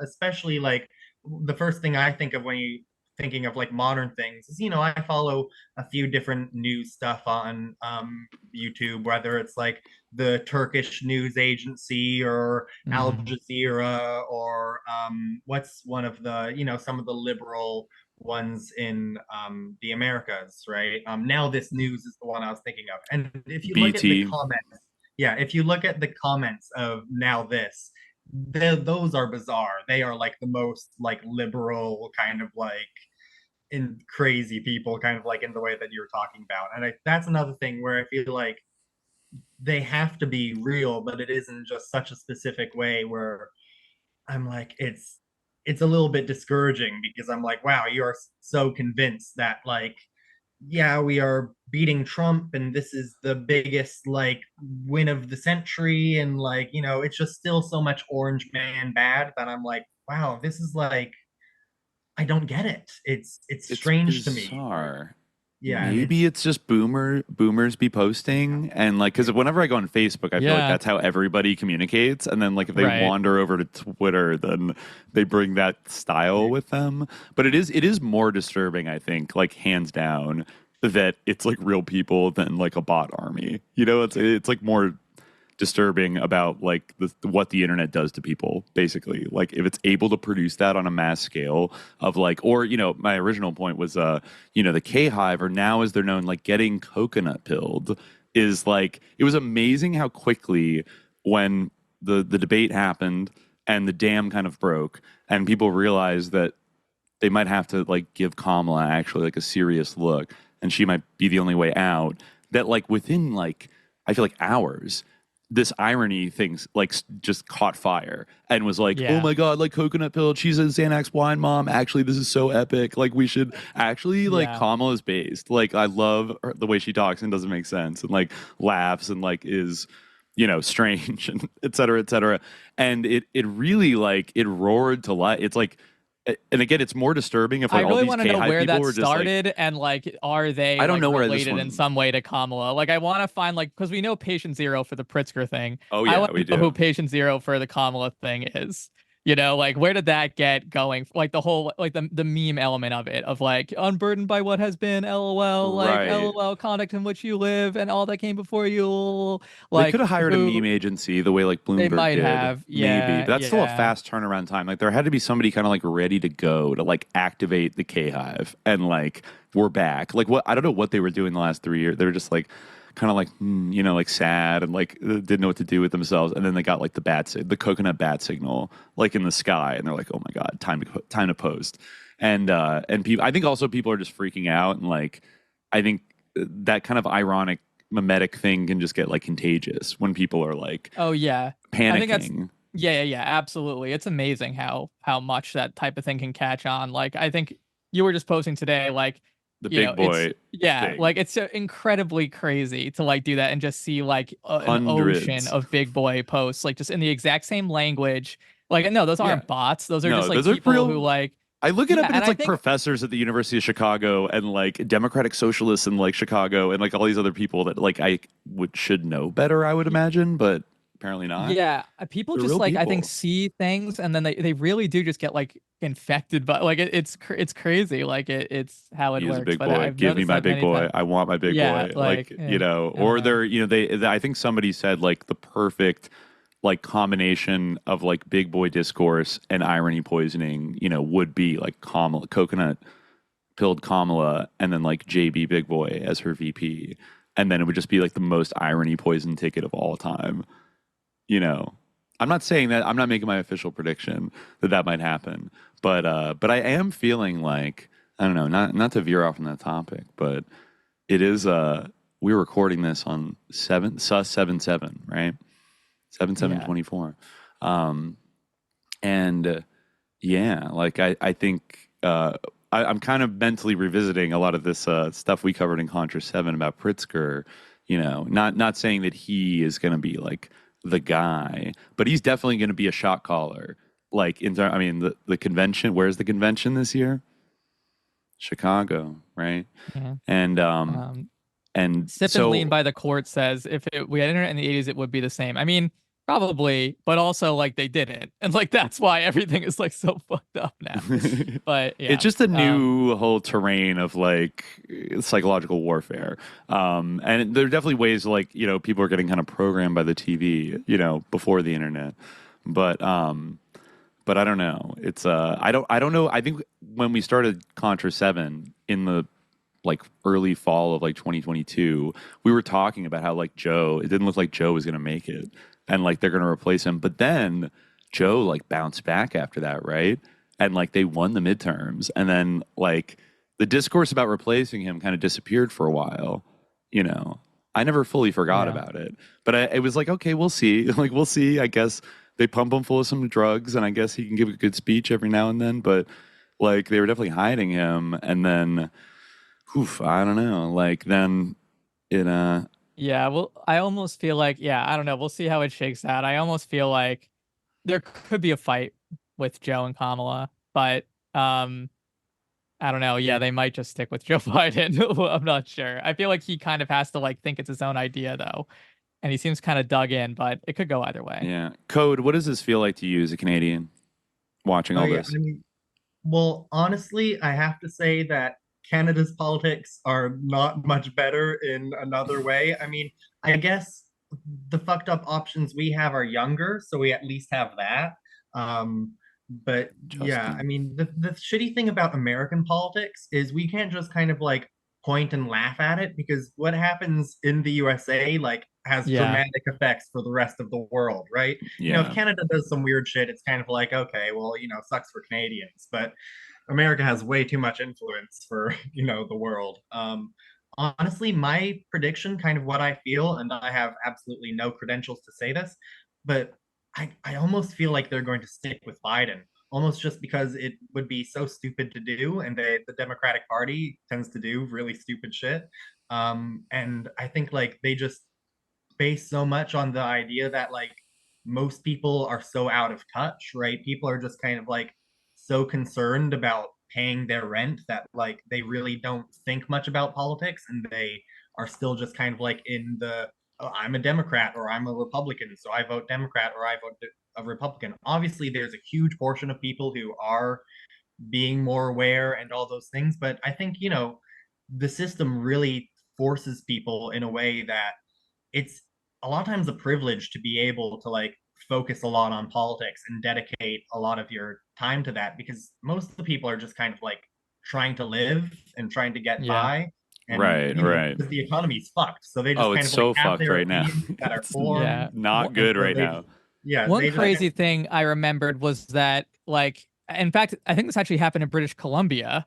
Like that, a bunch of like Hindu like spies, or Indian spies. They were out like it was based on like Hindu grievance politics, partially like assassinated a bunch of like Sikh they did activists, right? That was absolutely crazy. Yeah, and there's one like Jagmeet Singh, who's like a leader of like kind of a smaller sort of opposition party in Canada, who's a Sikh, right? Yeah, it's crazy. That hasn't happened in the US yet, I don't think. But yeah. I could speak on that a little bit, because it is actually crazy to see the Sikh population has influence in Canadian politics. I mean, it's not just Jagmeet Singh. The NDP has a whole lot of Sikhs in it. And it's fun. My family is actually traditionally an NDP family. Right. So I've become pretty disillusioned with the NDP now, because they're basically. I'm hearing this is not a small opposition party in the chat. It's like a significant one. It competes with the Bloc Québécois for third or fourth place. Okay. Yeah. The Liberals and Conservatives are our main two parties, and then Bloc Québécois and the NDP kind of compete for third and fourth, which is crazy because the Bloc Québécois is only in Quebec. So for just kind of like a party that is only in one province to have so much influence, and they're actually, I mean, I can't say they're good because they have a lot of really shitty policies, especially like some anti-Muslim stuff. But that being said, they are still like, they were the party to kind of bring in, as disappointing that as this is, a recognition of a two-state solution and all this different stuff. which should be, you know, like recognizing the West Bank as Palestinian, which was shot down by the liberals and the conservatives. So we're basically just kind of like Canada is full in on like the all of Palestine is Israeli territory, right? Right.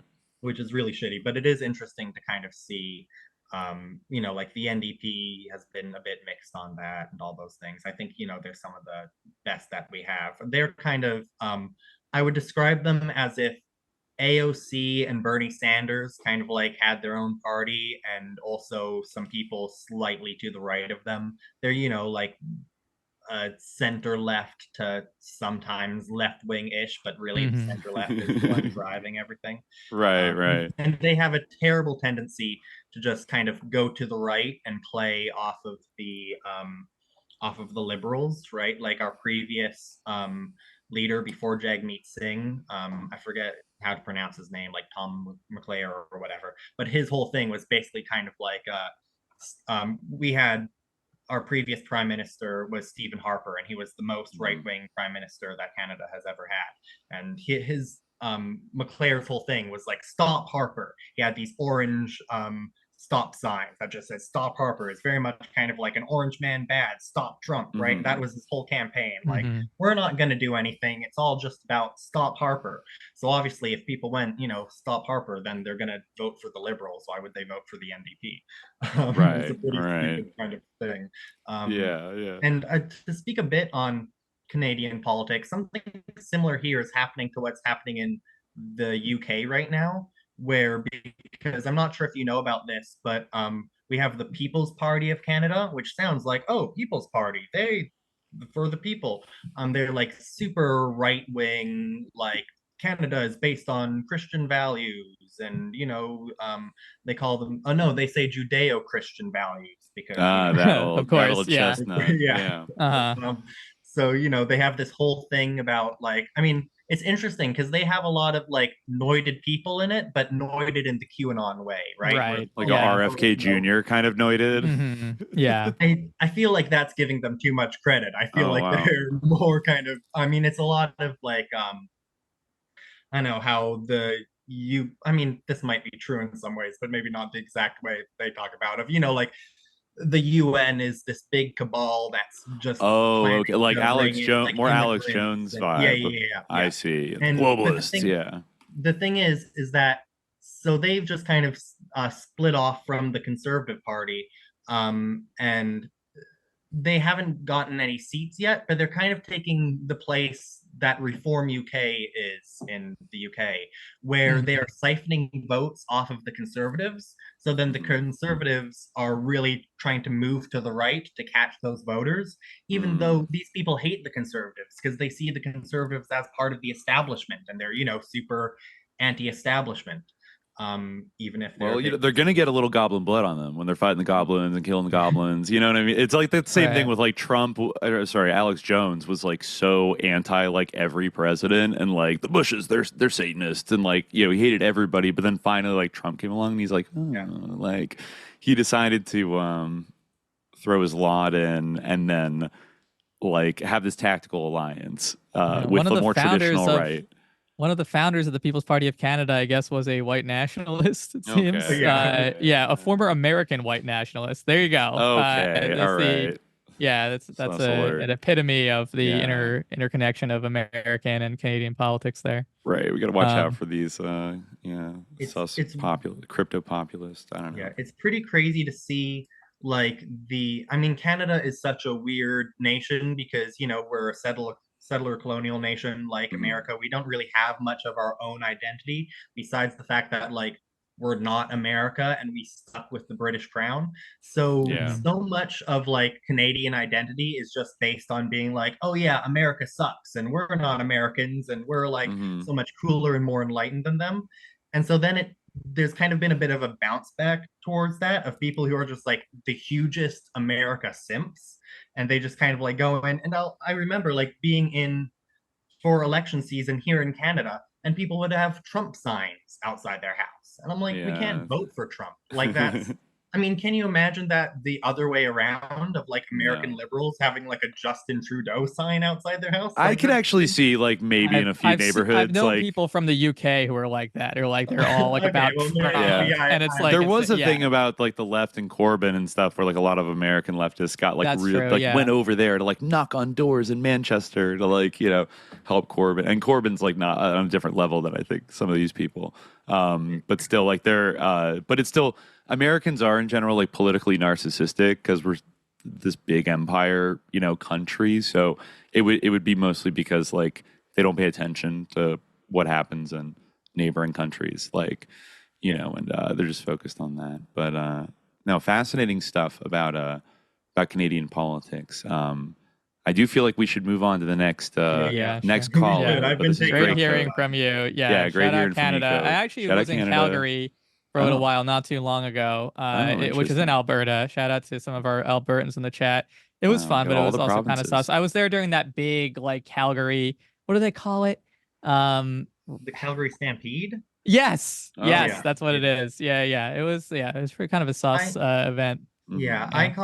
I call Alberta sort of like the Texas of Canada. That because seemed they're- like to be the vibe. Yeah, that Yeah. seemed to be the vibe. Like there, they're yeah, quite it was interesting like there. Totally. Yeah. Okay. All right. Yeah. Shout out to my friend Ian. We listen to the podcast together when we go on road trips. So Hell you know, yeah. maybe we'll play this episode. You know, Mhm. wish me luck for my adventure, staying vigilant at the music festival. We'll see how sus that shit is. And thank Exactly, you. just- You know, it's been really great talking with you. I love the podcast. You guys are amazing. So yeah, take care. Stay vigilant. Yeah, thank you so much. Stay vigilant. Yeah. All peace. right. Peace out, Good hearing Code. from you. All right. We're gonna move try to move a little more swiftly. I know I've seen some of y'all have been waiting for a while. So we're gonna try to Oh man, how many move it. people do we even have in the waiting room? We I have can't see 15. it. We have 15 people. All right. Yeah, Oof, yeah. That's So we rough. got okay. Noah. We're gonna bring Noah on, and that should just take a second. But great callers so far. Really enjoying this. Everyone's got interesting stuff. Oh yeah, Noah mentioned that they had to step away for a bit, so I don't know if they've come back. Oh, okay, Hopefully they okay. Well, we can. Noah, if you're there, you can unmute yourself. We will. We are going to Jonas next, or Jonas. There's an SC. I don't know. Oh wait, I think Noah did unmute themselves or himself. Yeah. Hello. I know. I assume you're he him. I don't know, but yeah. Oh, I hello. think I'm here. Can you all hear me? I can hear you. Yeah. Can Oh, you hear yes. us? Oh, Yeah. awesome. Oh, So we that I have- can- I'm Salam. sorry, you caught me on my commute. So, Oh, okay. We actually have two yeah, people yeah. in the chat right now. Oh, God. Right. Is that Jonas? Oh, yeah, that's Yeah. me. That's me. Dziękuję, I presume? Yeah, All that's right, all Polish. right, all right. We got a Polish listener in the chat. Love to see Yeah, it. I'm representing for the Europeans and for the Zoomers. All right, all right. So you're moving right now. Yeah, and that's correct. okay. I think if you don't mind, our other guy on the line, Yeah, let's our go other to person on the Noah. Yeah. Mhm. Are you? I guess which one of you is more busy right now? And we need to talk now versus. I could stand waiting for another 20 to 30 minutes and I'll be home. Oh, okay. So you could wait. You could wait a little more. All right. Yeah, sure. Okay. I'm gonna put you on mute for now, and then when you get back, we'll get to you, or when you're close to Yeah. home. We Okay. can put him Alright, back in the alright. waiting room too if you want, or I mean, I guess you can go video off and I don't know. Yeah, I'll do that. Oh, I I'll see. do- Put in waiting room. Ah, there we go. Yeah. Okay. There we We'll go. put it back. We Yeah, got you, yeah, Jonas. enjoy the waiting room. Okay. Sorry for that. Oh, Sorry about all that. right, Salam, Noah, what's up? Welcome, salam. Hello. How's it going? Sorry, yeah. When I first joined, I still had the what's it called? The thing unmuted or the YouTube link muted. So I was hearing everything Oh, like yeah. 5 times, and I was starting to Oh, freak I out a little see. bit. Yeah. It's Mhm, crazy. mhm. The delay is crazy. Yeah. I had to turn it on. Let's see. Okay, I have like a couple things. So I'm from Texas. Everyone is bringing up like sus locations. I don't necessarily have anything about Texas in particular, besides the fact that it's called when you fly into the airport and when you drive around the city. There's all these things that are like military city. We have a lot of bases here. and Which there's a lot of airport? really San Antonio International Oh, Airport. okay. Yeah, big military Air Force base out there, right?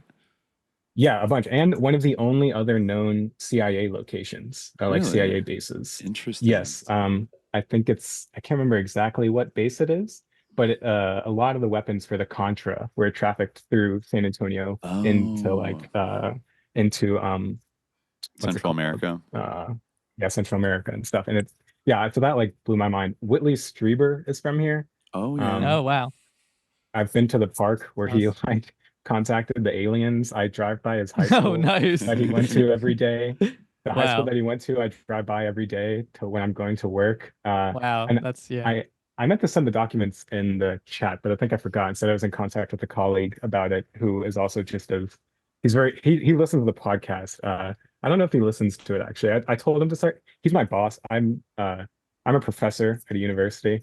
And so like he's my boss and I'm like, dude, you got to listen to this podcast. Like you're gonna love it. I just know you will. And he's like, okay, no, I'll freaking listen to it. And then he started listening to it and actually really likes it. Tell him to give me a call when he's on the chairing a search committee. Yeah, if he's ever chairing a search committee, tell him to hit me up. I will. Yeah. I'll let him know. I'll let him know that if you're ever looking to move to Texas, well, that's where it's a big part of the country. So I've definitely applied to some things there. You know, I'm not against it. So yeah, if he's on any search committees and he's a fan of the podcast, you know, definitely let me know because I don't know if everyone out there in academia is a fan of the podcast. We're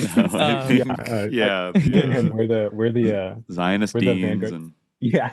and like Jacobin mega subscribers. Oh, no, fuck you. Like, you know, like, yeah. Yeah. That's definitely yeah, I have another professor. Like I just graduated from like my MA, and so I'm gonna teach for a little bit and then maybe go and get a PhD and stuff. But yeah, like yeah, it's definitely it's a hellscape out there. That's sort of what my question is. I posted it in the question chat a while ago, but I know that there's a large backlog there, so I'm glad that the question episode has gotten here where we can call in. But I guess maybe this is to both of y'all, but maybe Khaled, you might have a little bit more knowledge or like maybe know a little bit more. But so I'm a philosopher by like training. That's what I've studied. And a colleague at where I got my MA at we know quite a lot of, or he knows and has shared with me quite a lot of sus things about where the university that he works at, that I went to, got their money. In particular, we have the philosophy department in particular has like asked from or has gotten grants from like the Koch, this like weird Koch Foundation thing. And we have a lot of philosophers there who are analytic philosophers by trade. And they're mostly just reactionary Catholics. Wow. Okay. Nice. So, converts, perhaps. I'm not sure. I never really got into too many theological or religious discussions with them. I mostly just tried to talk to them about continental philosophy, which is what I tend to do. And they were just like, "This is dumb. Like, why do you read any of this?" I'm like, "Okay, thanks, guys. See you later." And so I guess like my question is, and I remember there was a book that you had mentioned, Khaled, by Garreau, I think is his name. The one maybe it's something about like the military or like something about or like universities. Yes, spooked up universities. Yeah, I remember. I forget the author's name, but yeah, and I actually forget the title of the book, but I'm sure I just read it like when I mentioned it on the show.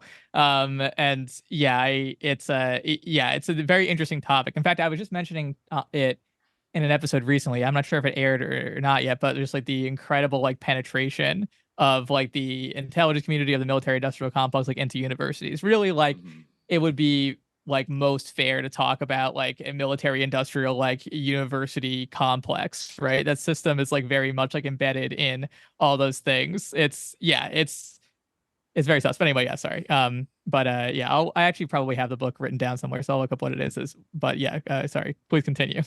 But yeah, so I guess like a research project that me and some other my current boss and my thesis advisor and friend from my undergraduate or my MA school have been trying to or want to get off the ground like a sus analytic philosophy project, because obviously there's a lot of sus things with continental philosophy, whether it be like Heidegger being a Nazi, Foucault's whole thing, or like a lot of these guys. But I do think that like if one looked into the history of analytic philosophy, a lot of these, I get like the spook connection between a lot of them, and like the use of philosophy by and theory in general by like the CIA, I mean, you have the whole thing with like the IDF freaking reading Deleuze and being like, wow, right, yeah, like West Point Gramsci studies. Yeah.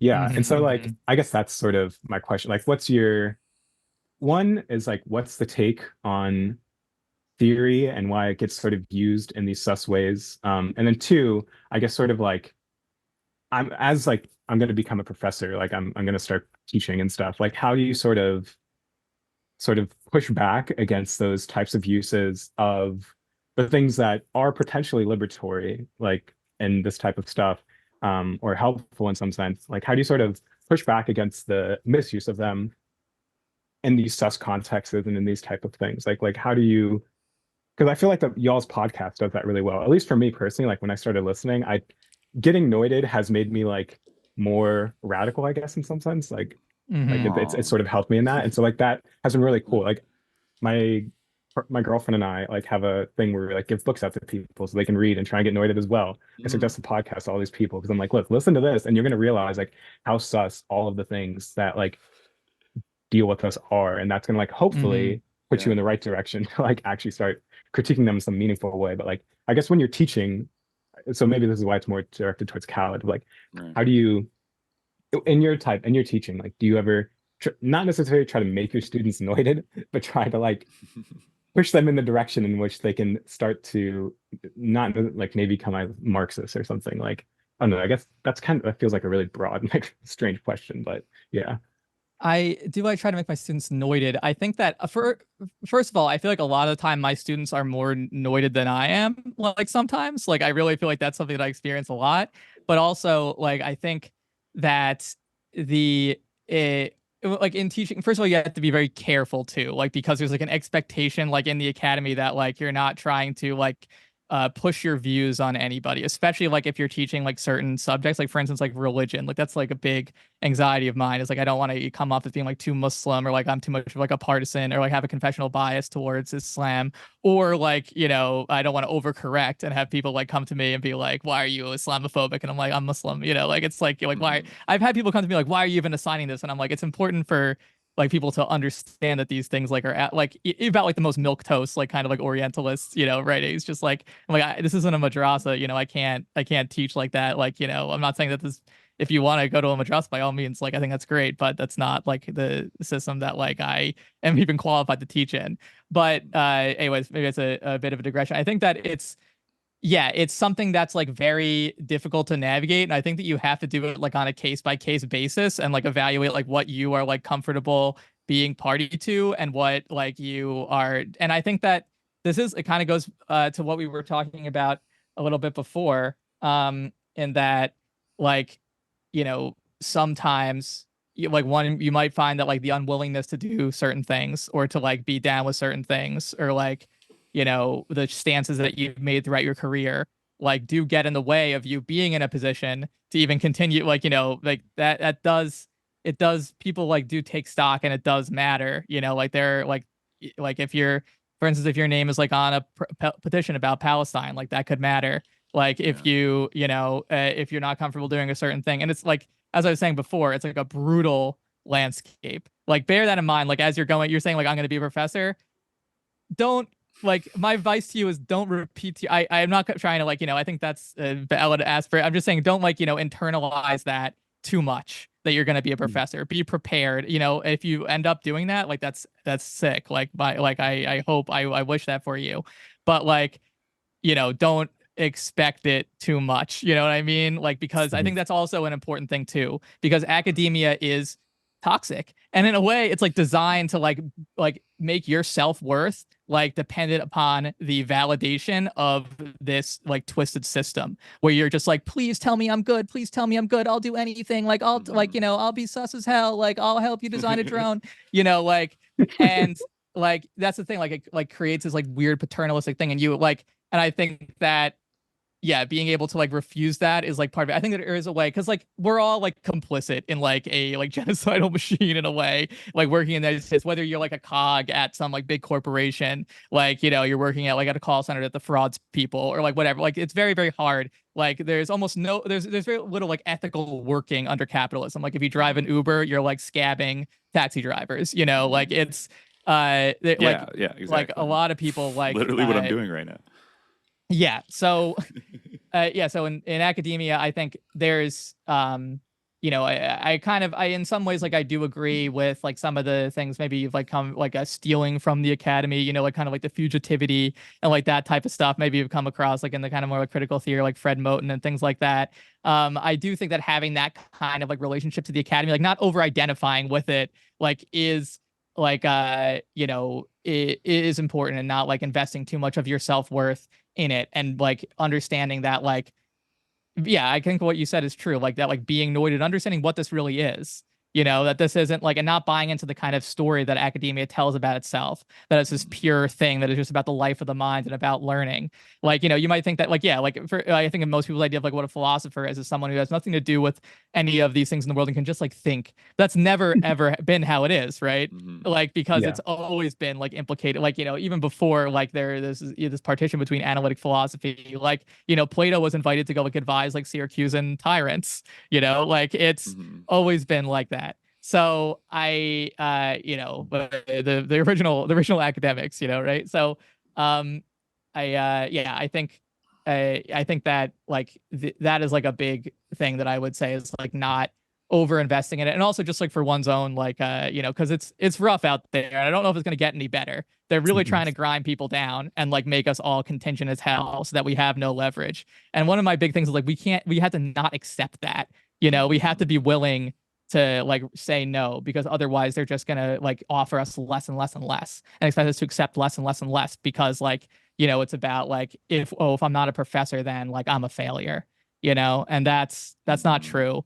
Like no one can ever take away like the intellectual work that you've done, you know, and like that's something that I value about the show, is like the like making it clear that there's like intellectual work you can do outside of that framework too, you know, that's like maybe it like has different like, I don't know, yeah, like lines of flight or frameworks or whatever, but is still substantive and valuable. So I don't know, yeah, I don't know if that's a good answer, but I think that like, and I also think that like work that deals with the and that's something that I strive to do like in my academic work too, which is like kind of like it's a difficult needle to thread, because like, you know, you don't want to be perceived as like attacking people or being too mean to like certain scholars, you know, or like talking about like, oh, what's the relevance of like, you know, what other positions they held or their background or where they worked or whatever, especially if they're still living, you know. But like it's also, I think, important to like situate oneself and like understand like one's own kind of positionality within within the academy, and what like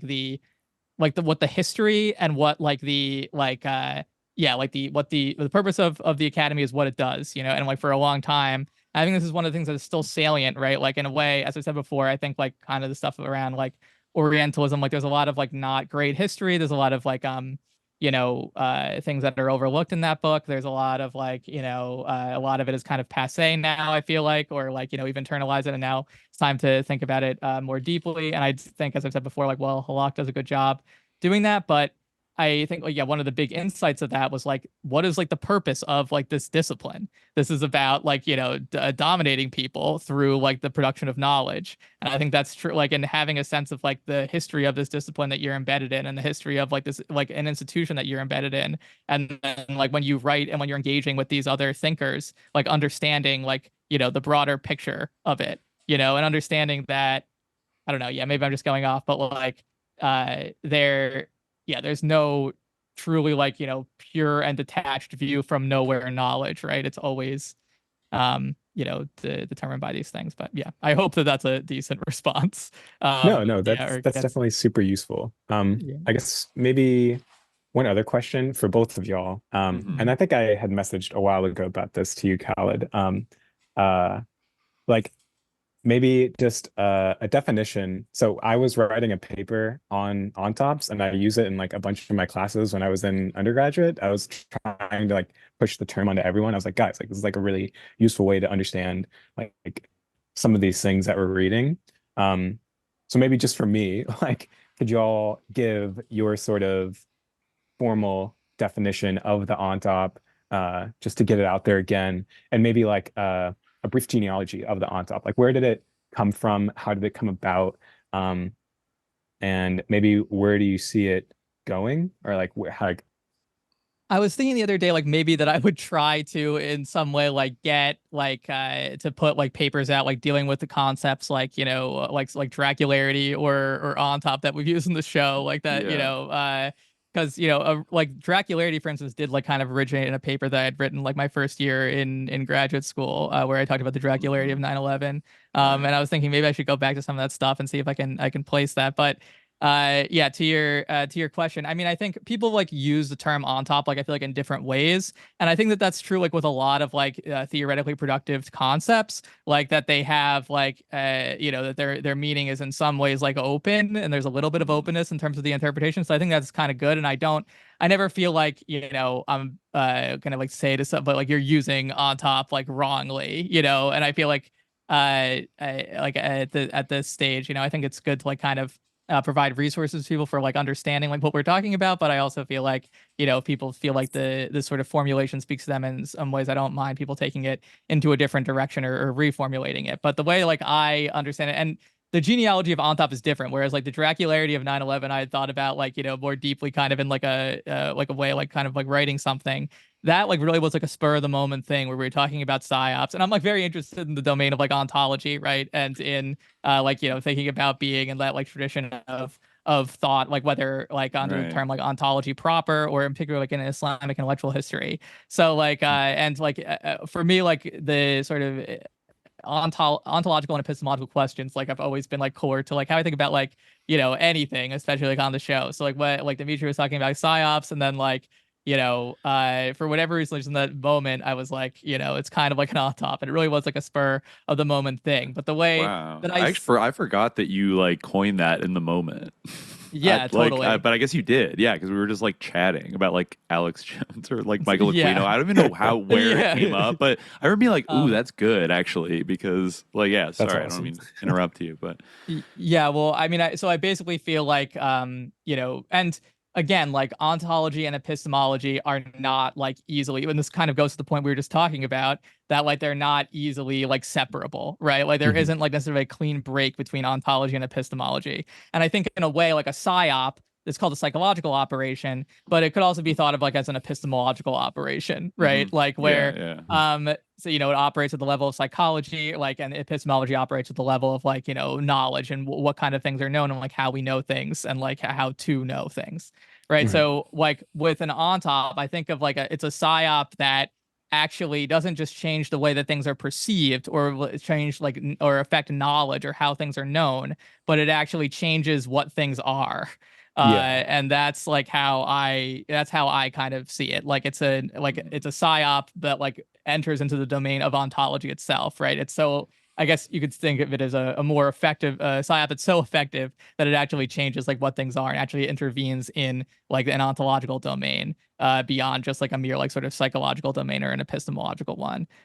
So I think it's a much more like nebulous space in that way, where I think that a lot of the time, like once like the ONTOP, if the ONTOP is successful, like the people who implemented the ONTOP likely don't even know that they have you'll never know their names. The ONTOP, because and also like the ONTOP has been successful on themselves, like that they what has like with a psyop, it's like, hey, we tricked these people and like they did, like we were successful, whereas with an ONTOP, I think that like eventually the knowledge of the deception like completely, or that it was ever kind of any kind of break between any kind of difference between perception and reality, or any kind of difference between like what's like the knowledge of a thing and the thing itself, that kind of like fades away in the ONTOP. And then because and the like the ONTOP, like it's it's hard to even know like when it's happened, because the people who have done it, like now that's it's their reality, it's the reality for everybody else. And I think a great example of an ONTOP, I think, is like the idea of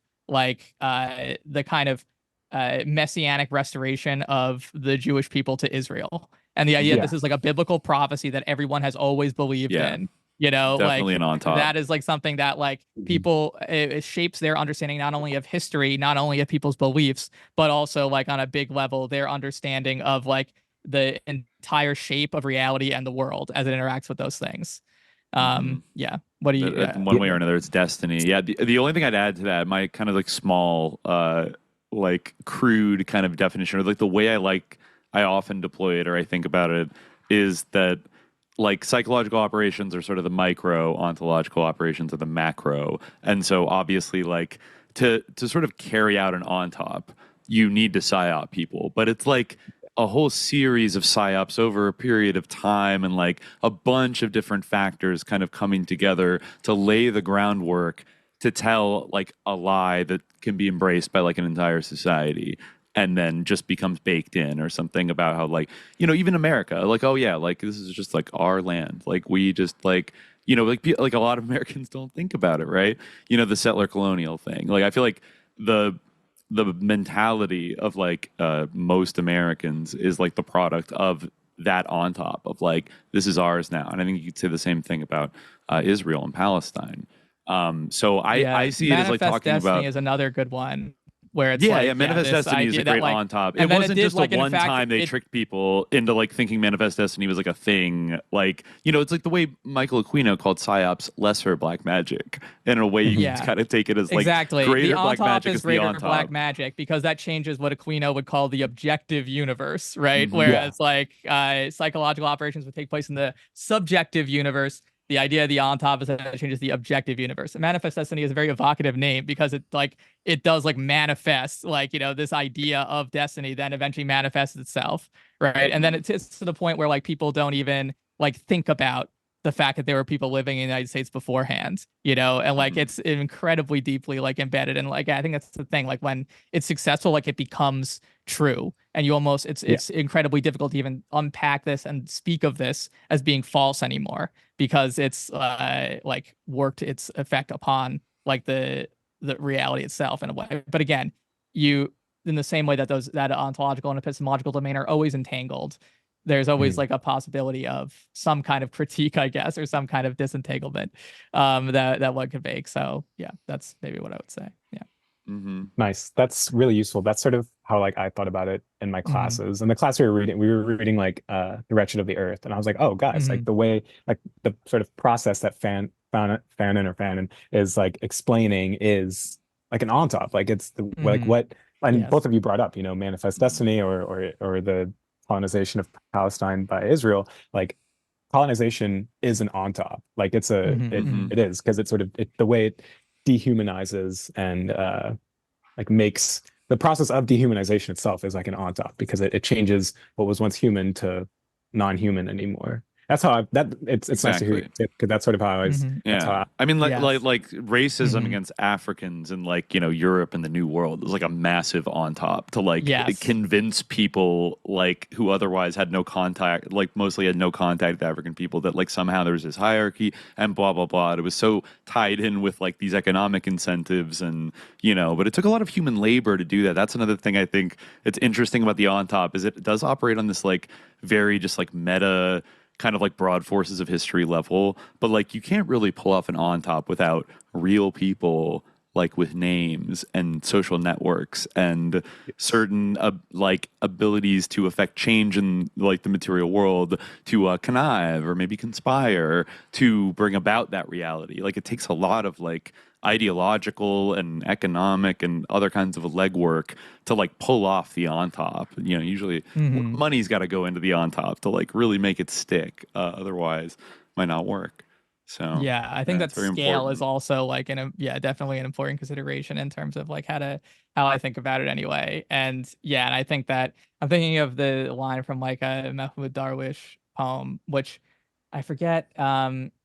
I forget the Arabic, but he says he's like talking from the position of like an Israeli settler, and he says like, I want to live like an American within the walls of Jerusalem, you know. And I think like it's like that's his Burger King. Yeah, that's perfect, like in a way, because like I mean the whole idea of doing that, like obviously like if that were achieved, like if that were possible, like which is certainly a goal, like that would be the ultimate like on top to kind of superimpose this idea of like American comfort and like the non-existence of anything but this kind of like American vision of society, like onto something like a place like Jerusalem, right? Like to turn Jerusalem into like a like whatever, like an American suburb would be like the like ultimate Beverly on top. Hills, yeah, or something like. Which is, I mean, like that's like I feel like a lot of Tel Aviv and Jerusalem, like it is like Beverly Hills, like like that is actually the plan. They already like did Florida. it to Jaffa, Exactly. So yeah, or partially, Mm-hmm. It's like it's an important thing. Well, all right. Cool. I think That's I think that's all I got. Oh, I remembered.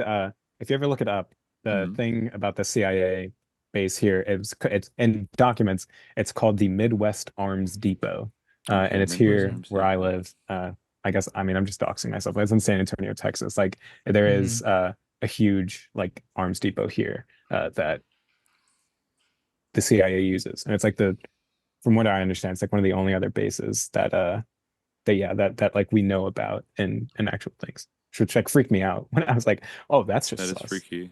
I think there was also a hub of the drone program early on under like Bush and Obama was one of those bases. I forget, was it Lackland? I forget which one. Lackland Air Force Base was like one of the three. I think there was one in New Mexico, and then there was like Creech and Nellis in Nevada, where most of that, and that was like by design, like top secret CIA type shit because of like who they were going after. And so yeah, long legacy in like those bases of like sus things happening. God knows how many guns going south. It was, by the way, University in Chains by Henry Garreau that I was thinking of in that episode. Yeah, that's the one that I had mentioned. Yeah. Great title. I have one of his other books called Neoliberalism's War on Higher Education. That's on my like reading list that I'm gonna get to at some point after I finish all these other things. Nice. Cool. Well, thank you guys for having me on. Inshallah, we get another 100 episodes. Inshallah. That's thanks, guys. All right. Thanks a lot. Peace out. Yeah, great having you on. Good luck with everything. Yeah, exactly. Good luck out there. Stay vigilant in those halls. Thank you. Thank you. All right. Of course, I don't really believe in luck, but inshallah. Yeah. All right. Later. All right. Peace. All right. Now I think we can reconnect with with our Polish Gen Z friend Jonasz. Jonasz. Yeah, that's right. Hey.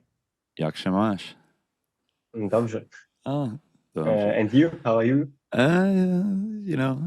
Tak sobie. No, dobrze. Bardzo dobrze. Tak sobie? Okay. No, tak sobie. I hope the other guests were better than. No, everyone is great. Tak sobie means like, doesn't tak sobie mean like mid? Like basically. Yeah. Kind of. No. Bardzo dobrze all the way. Everyone's been great, but we're glad to have you on. How's it going? Are you in Poland right now? No, I'm in Germany. Oh, in Germany. Immigrants. Yeah. Oh, okay. East or west? Yeah.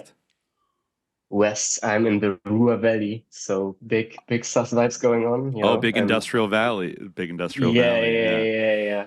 I'm constantly coming across like ex-IG Farben buildings and Krupp and stuff. Oh, Eagle Farm, like Nazi. No. IG Farben.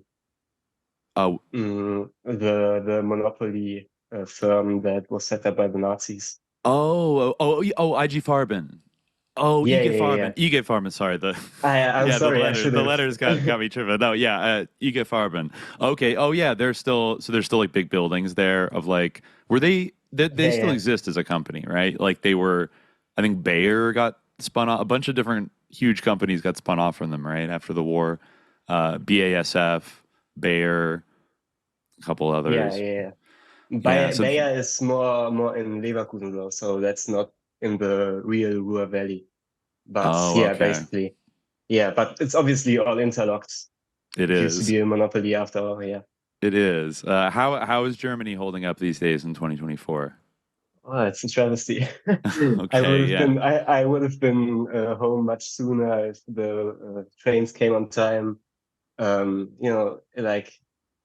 It's really hard to witness the deindustrialization, I guess. Like, So that really feel it. this is because of Nord Stream 2, right? The explosion of Nord Stream 2, that like Well, the gas that's. prices have made it uncompetitive to do business. I mean, Germany has been like on the auf dem abfallenden Ast.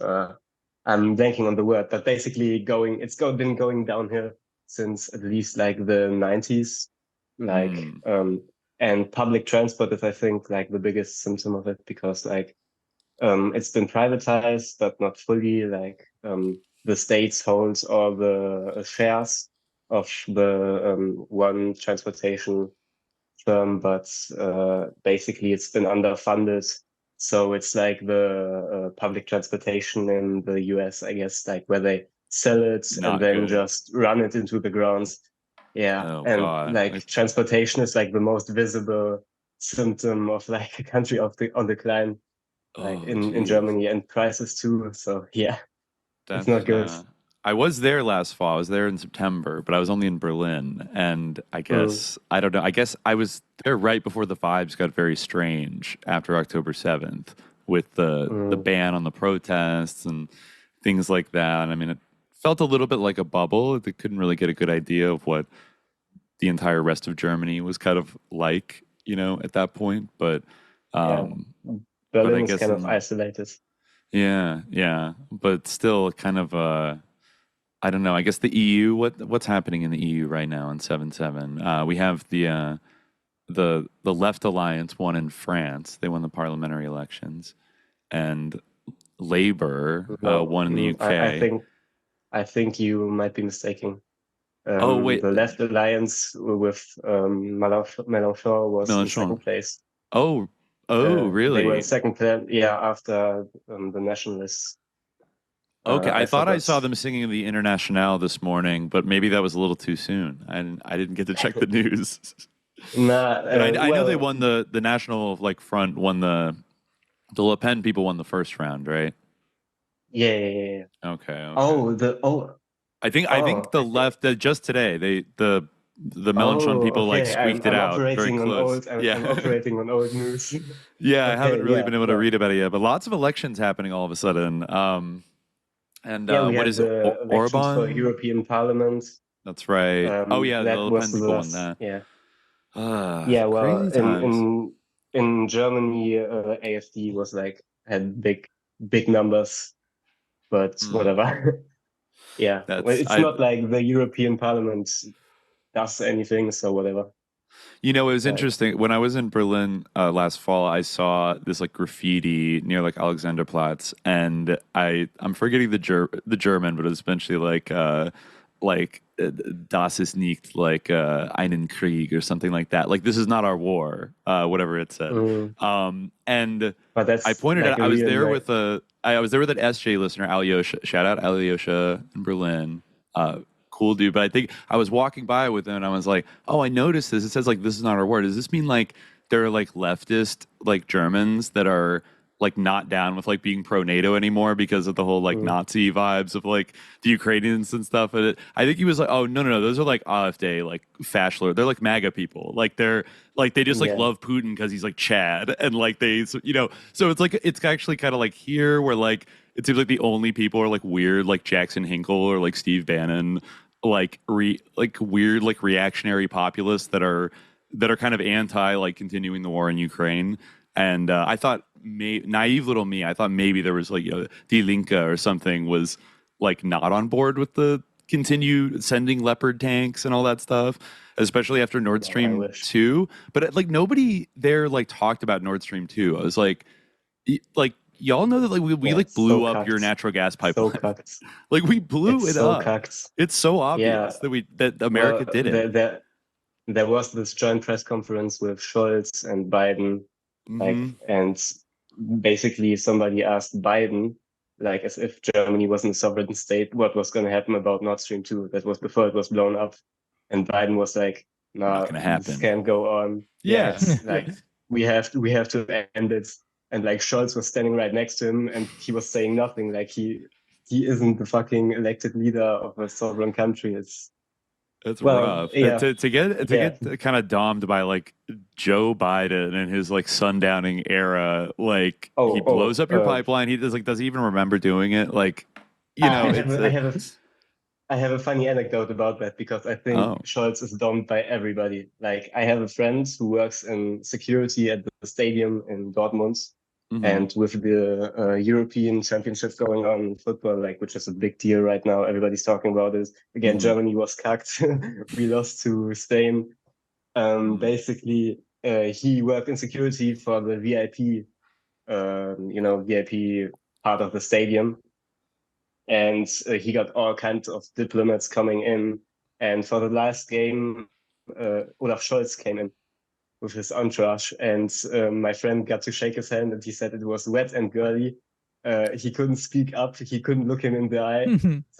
so like, it's wet and girly. Wow, you're looking into humiliated. Leadership qualities just not there. He can't even look like a lowly security guard in the eye. Oh God! Like his driver remarked about how he doesn't like to speak to people.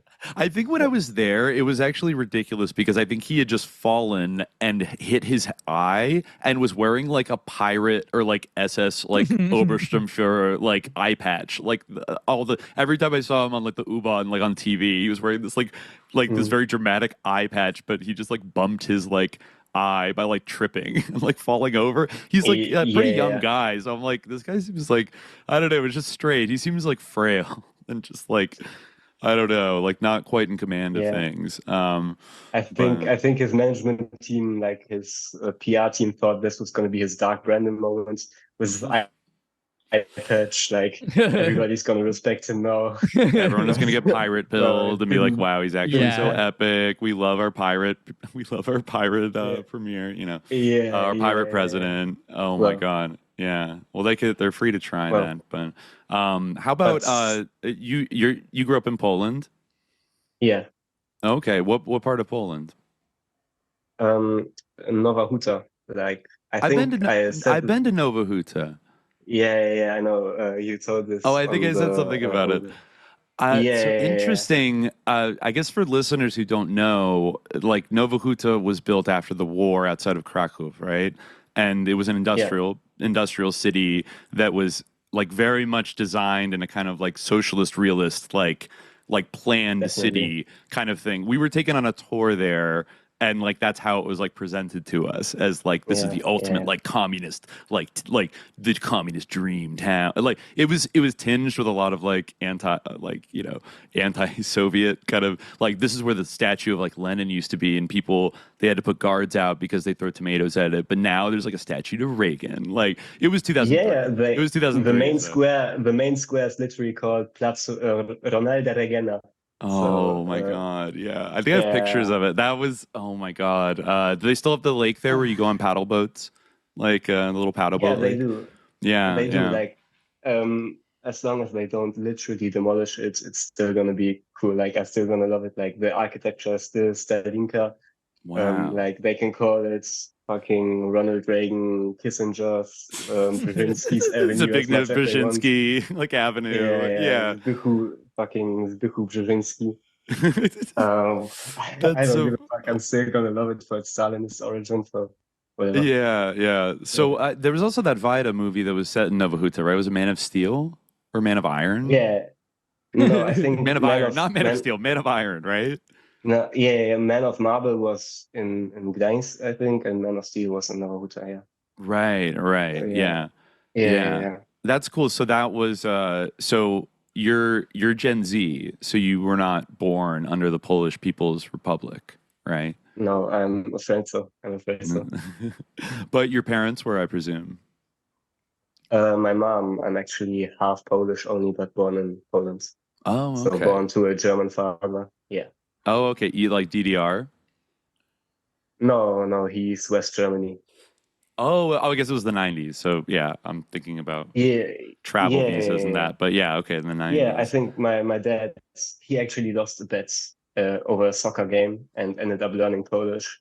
And that's how he came to Poland. And yeah, because apparently, like, that's how he tells it.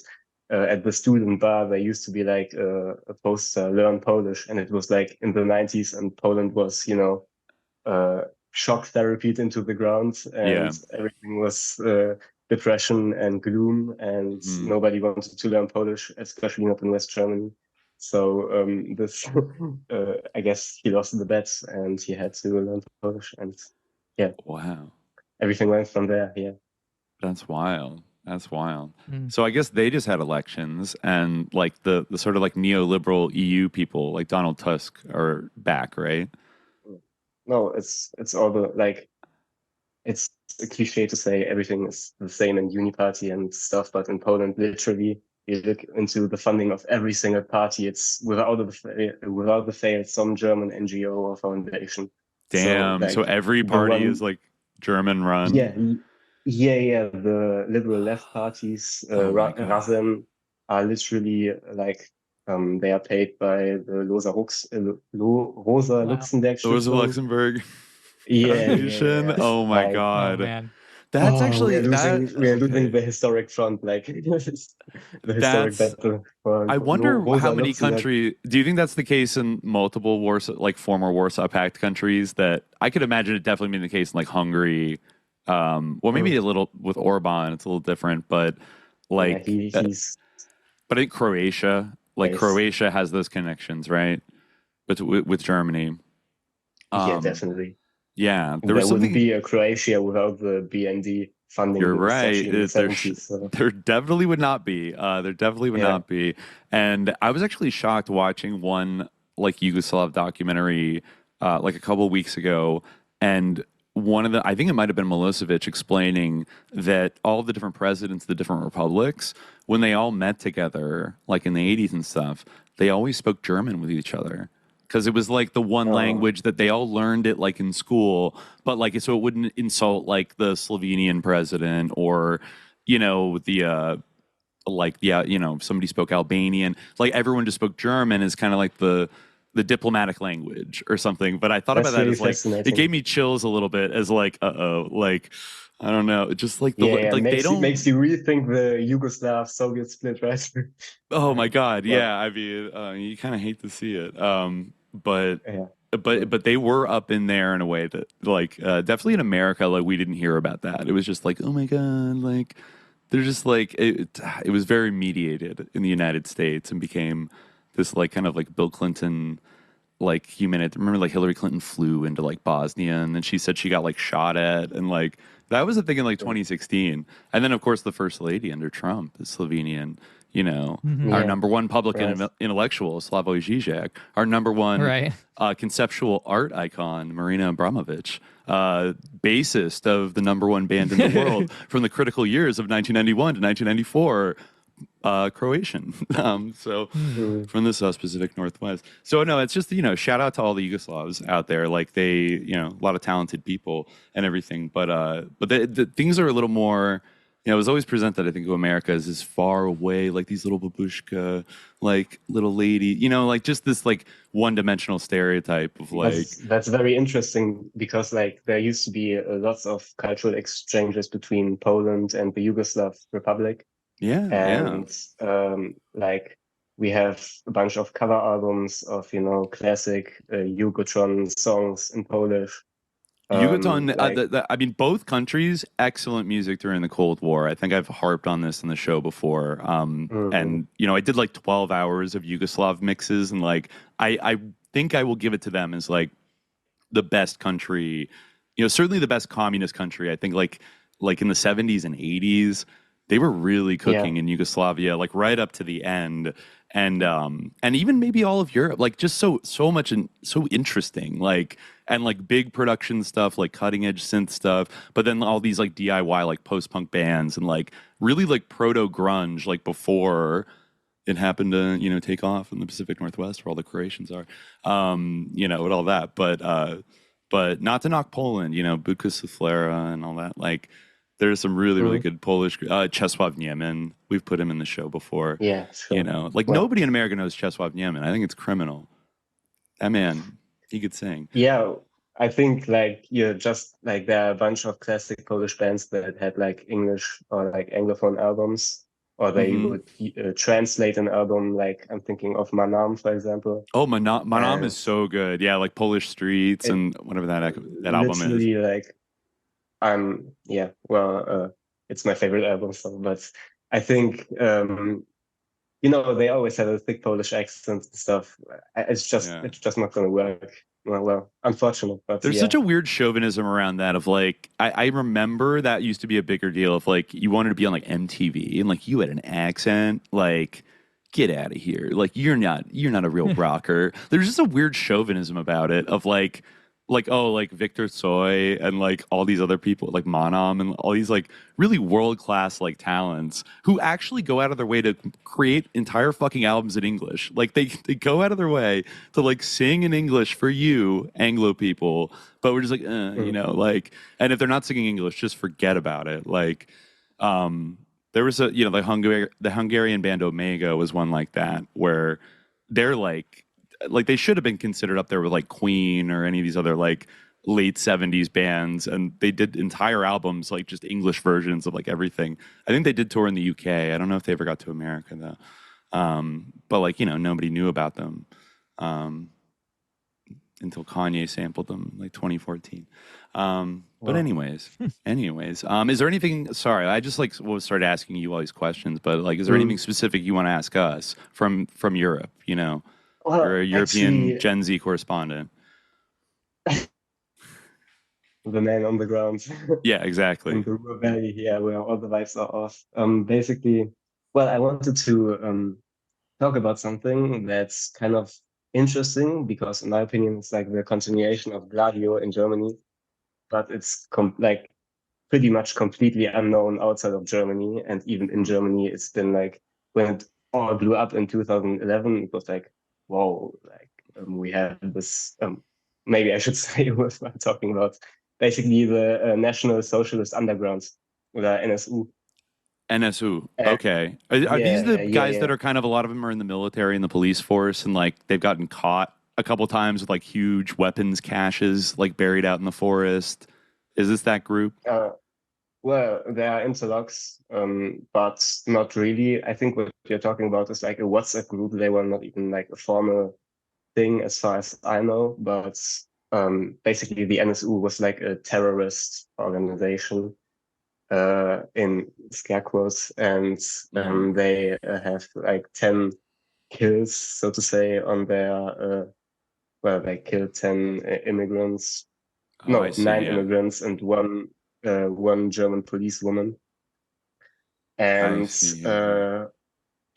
what's fascinating about them is that all we hear in Germany is like the straightforward story that they were Nazis and racists and terrorists and they killed Turks. But when you look into it, it's actually mostly Kurdish people, and there are a bunch of connections to organized crime and the Grey Wolves in Turkey. Oh, interesting. And it's playing out in Germany, and like also I think 1 or 2 Greek victims, and actually there's layers to this because, for example, the murder in Cologne, the second one in Kolbstrasse is the place.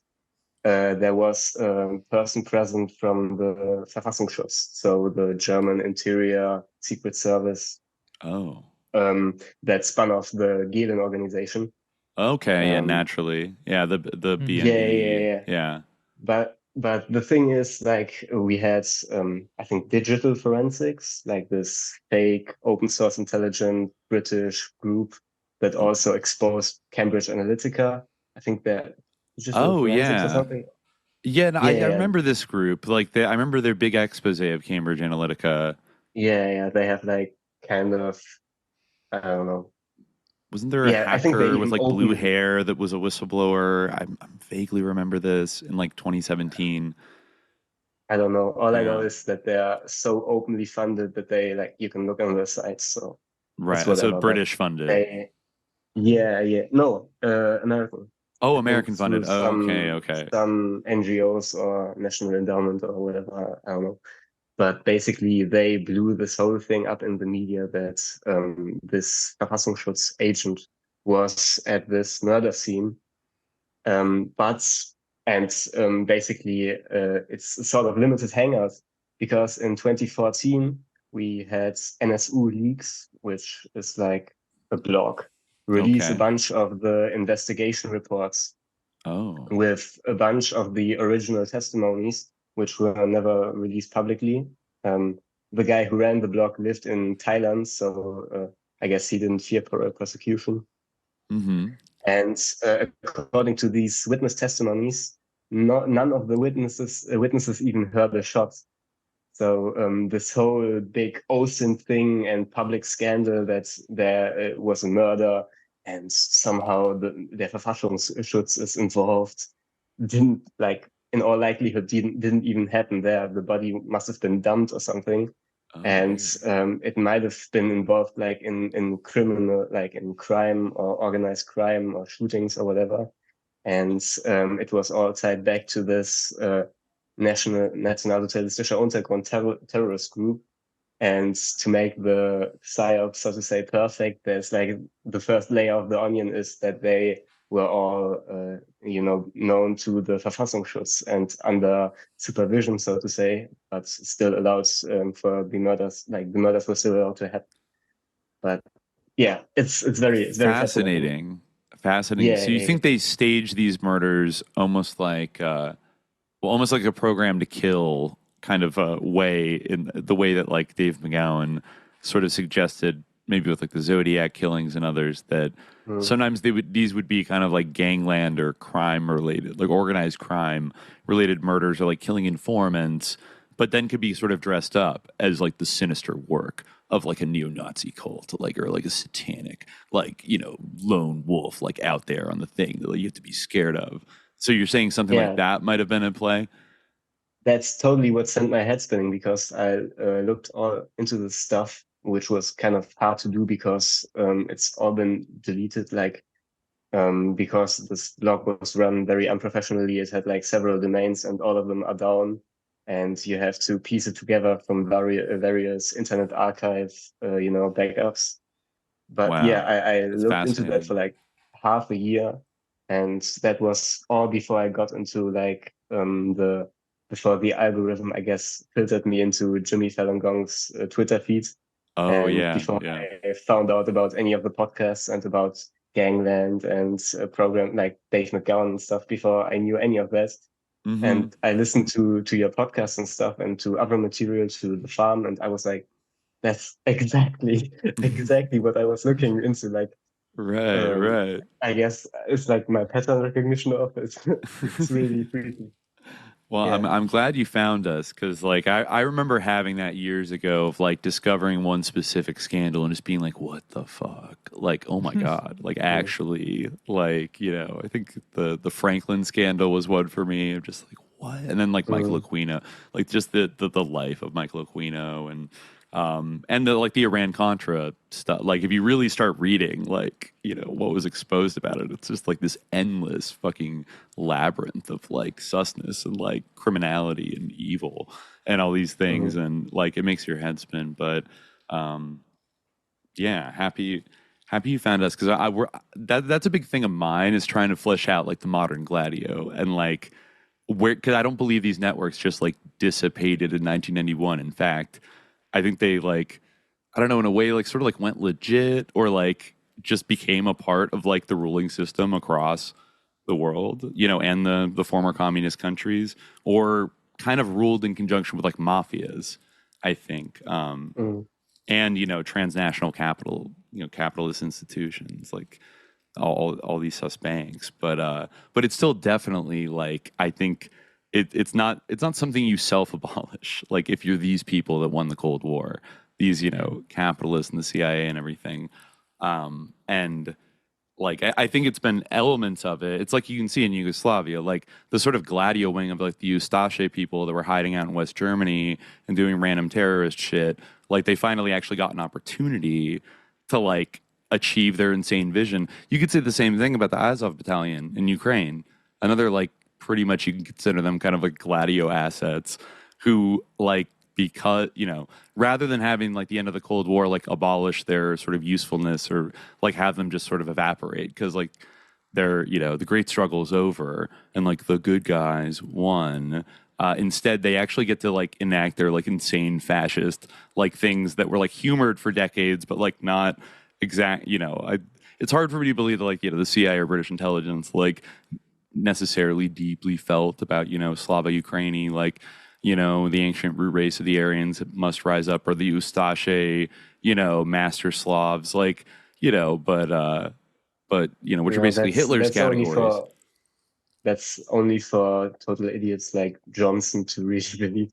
Because I think he's a true believer. Like he's giving them like applause at the fucking, I don't know how the parliament is called in Britain, but whatever. Yeah, the parliament. Yeah, no, exactly. Right, These like meatheads that are just like, oh, you know, like bringing like Franjo Tujman in. It's like this great man who's like, this fucking whack job, like, yes, insane, like flag kissing fascist. But it's weird. Like you were talking about Biden before, and I almost feel like that's the only thing that like he does think about and does remember. You know, like not to get like, you know, like the Cold War alliances. Like I was watching him recently, and he was like going on about how like NATO, like just ask anyone about what I've done with NATO. You know, who else is gonna do this? Like that's why he has to stay in it. It's like protect NATO. Yeah, it's weird. Like but that's like really like it's very much like at the forefront of some people's minds, I think. Oh, everybody, and like it's hard for me to believe that like they say that like Trump's gonna like abolish NATO, and I'm like, no, he's fucking not. Like, no, he's not. He might try to take it in a slightly different Gladio direction, and maybe empower some different like players in that network, and you know, like I could see a shift in tactics, perhaps, like, you know, picking a different target than Russia. Like, it's not like they don't want to target. But like maybe instead of Russia, they can really focus on China or Iran, or you know, et cetera. And that's got to be my pessimistic take on what happens if you know, Bannon and Flynn and all these guys like get back in the White House. Is like they're going to go hard at different targets, and it's all still like Gladio all the way down. And you know, maybe there will be this wave in Europe of like right wing populist, like, you know, AfD and like seems like it. I don't know. Yeah, maybe as a European, you have like your finger on the pulse more, or have a better sense of that. But it certainly seems like that's already kind of here. Like that, there's like a right wing populist wave in Europe. It's brutal, and it's just like if the only thing stopping it is like pro NATO like austerity neoliberalism. It's like, okay, like I don't know how long that's gonna hold, you know, because like people's lives are getting worse, you know.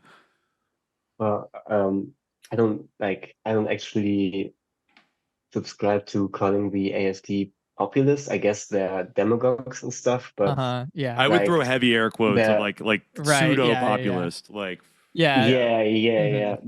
But like also, it's not like the AfD. Like if you focus on the AfD, like all the other parties get a free pass. Like there's not a single mainstream party except for Die Linke, the left party, which hasn't tried in the past several months. Like this has been going on the last several months, and it's been getting worse and worse to seem tough on immigration. Like it's incredible. Like if I came back from a vacation which lasted like maybe 3 months or something, I wouldn't recognize Germany again. Like in an incredibly fast time. Really? The Overton window, I guess, has shifted so far to the right, and like, wow. And you know, the populists are obviously gaining ground and stuff, but like all of Germany is becoming turbo fascist. And then the Israel Zionism thing on top of that, like simultaneously, is just so wild. Like, well, it seems like it kind of feeds into it, though. I mean, like, it's these immigrants are making us anti-Semitic, right? It's like a perfect convergence of the we're so culturally like good now, like we've internalized the Holocaust guilt, blah blah blah. A truly bizarre thing that I blaming it all on the immigrants. Like it's some crazy psychology. Like a truly bizarre thing that I saw today was like a bunch of like Turkish like nationalists marching through the streets in Germany chanting of like get refugees out of our country. You know, I feel like it's kind of like a stereotype of the Turkish nationalist who lives in Germany, but it was like a really surreal sight. And I mean, it coincides with what's been going on in Turkey with like basically Yeah. kind of like pogrom, like quasi pogroms against Syrian refugees, like really insane, like disgusting stuff. I wouldn't say this person is my friend, but the cousin of a friend who lives in Turkey. Actually, I saw him posting like in his status on Instagram, like guest friendliness is over. Like now, and he's like posting with his flip knife, like we're gonna get you, like get the fuck out of here. Jesus. Yeah. But like Turks, also there was like this scandal, I guess, like this one Turkish player was holding up the wolf sign. Oh, the wolf. The wolf sign. Yeah, I remember that. I remember that. And I was watching this. Actually, I think the guy I was watching would have fit into the Turkish march through Germany for expulsion of immigrants. He was like, yeah, it's the Grey Wolves. They are involved with this party. I forget how it's called. Something with N. And in the 70s, they were terrorists, and they were Gladio terrorists, like connected to the weird attempted assassination of John Paul II. And that's correct.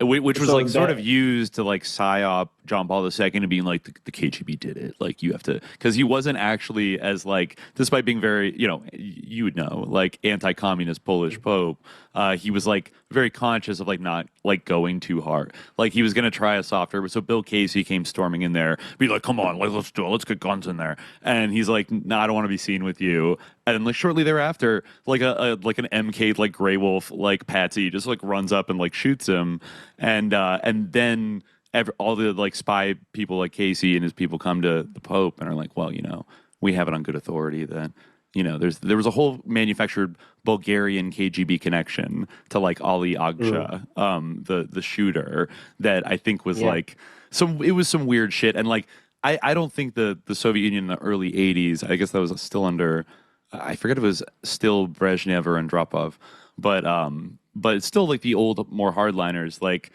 I don't think they would have just been like, yeah, we're gonna kill this Pope because we're sickos. Like it was like it would have been a really stupid move to like kill the Pope like that. But also like, why would they use the Grey Wolf? Like it all stinks, right? It's like, oh, the Gladio.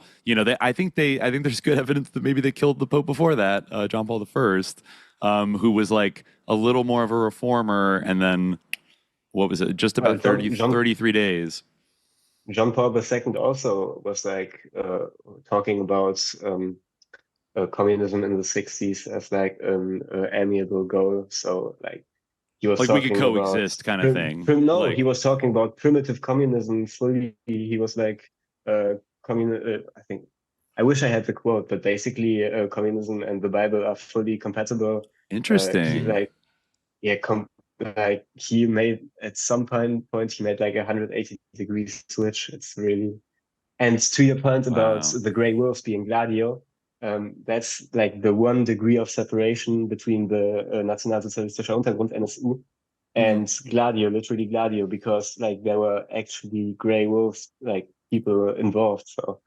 And if they're killing Kurdish immigrants, like there might be like some kind of dispute between Kurds and Turks, because there's a lot. There's many like in Germany. Yeah. I saw all over Berlin. There was like a lot of YPG like graffiti, and then like obviously a huge Turkish presence. That's all German students.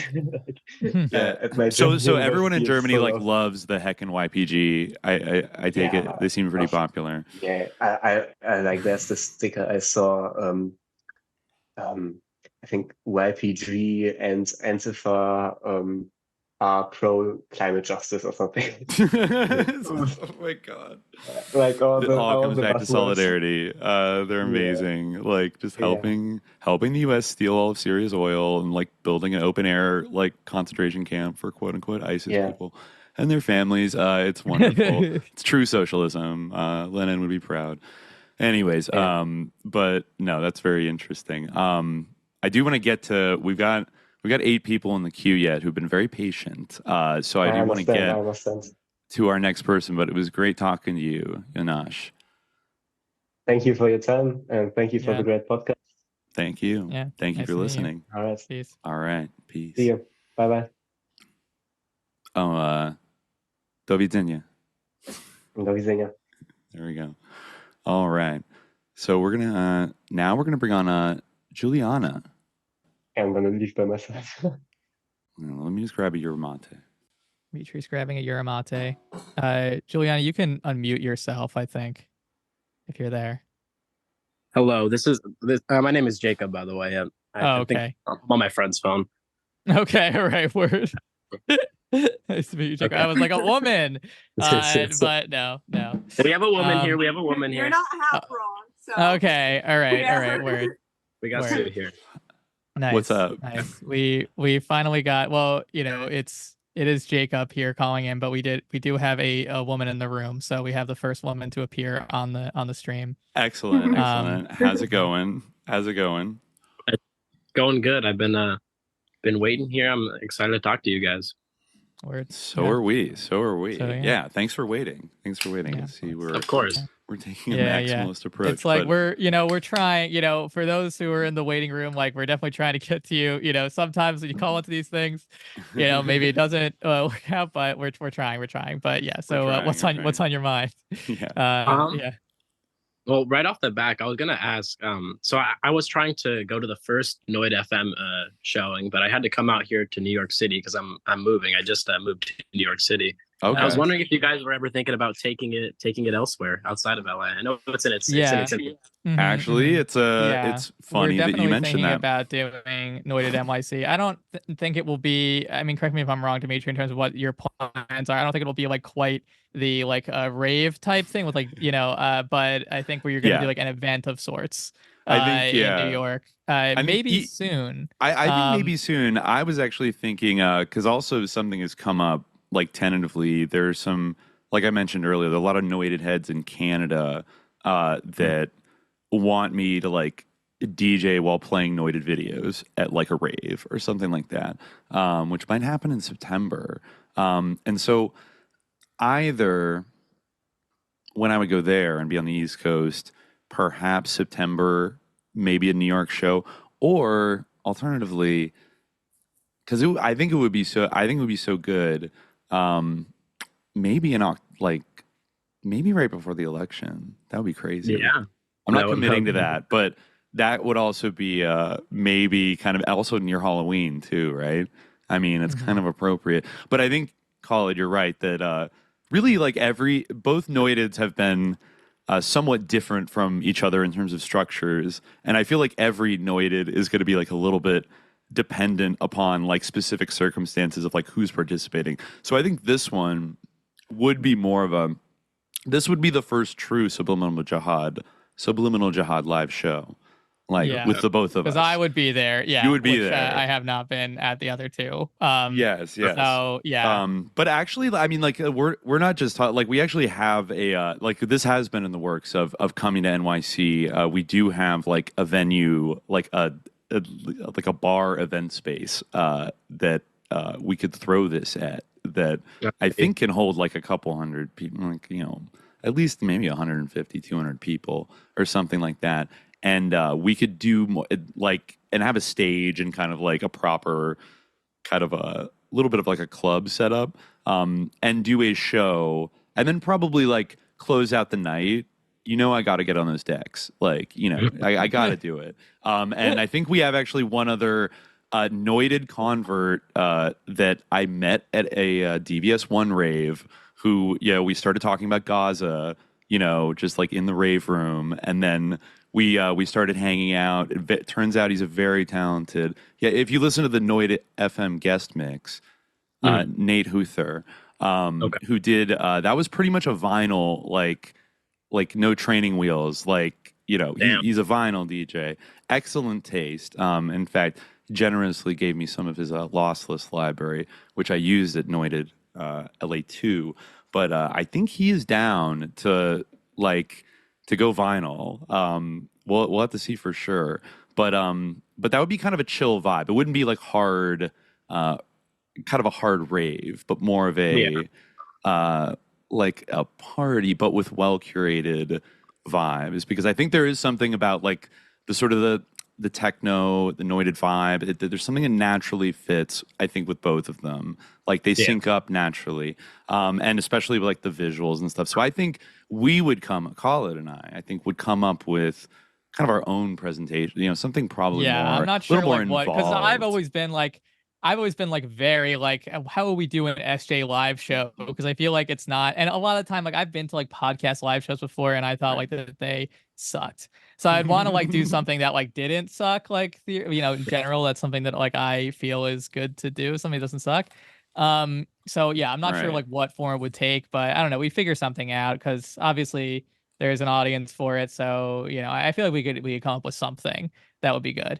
I think especially given just everything that's happening right now, and I think especially if we're doing kind of the witchy, Sam Hain October season, and right before who the fuck knows what's going to be happening at the end of October, right? Like it could be Coconut Queen is like about to win, like we're about to have a crazy couple months like honestly, I think it's going to be very wacky, and I think like what I've tried to do in the two like experimental really noited so far, kind of trying to discover like how can you make an event that's not just like I'm gonna stand on stage and riff like on a microphone and like get drunk and like I don't know like play a game or like not make it just like an improv. Like I know a lot of podcasts like, hey, that's like a natural thing to do if like podcasting is like talking, so you go up and do stand up. But I think the multimedia aspect is like very critical and like interesting, and I think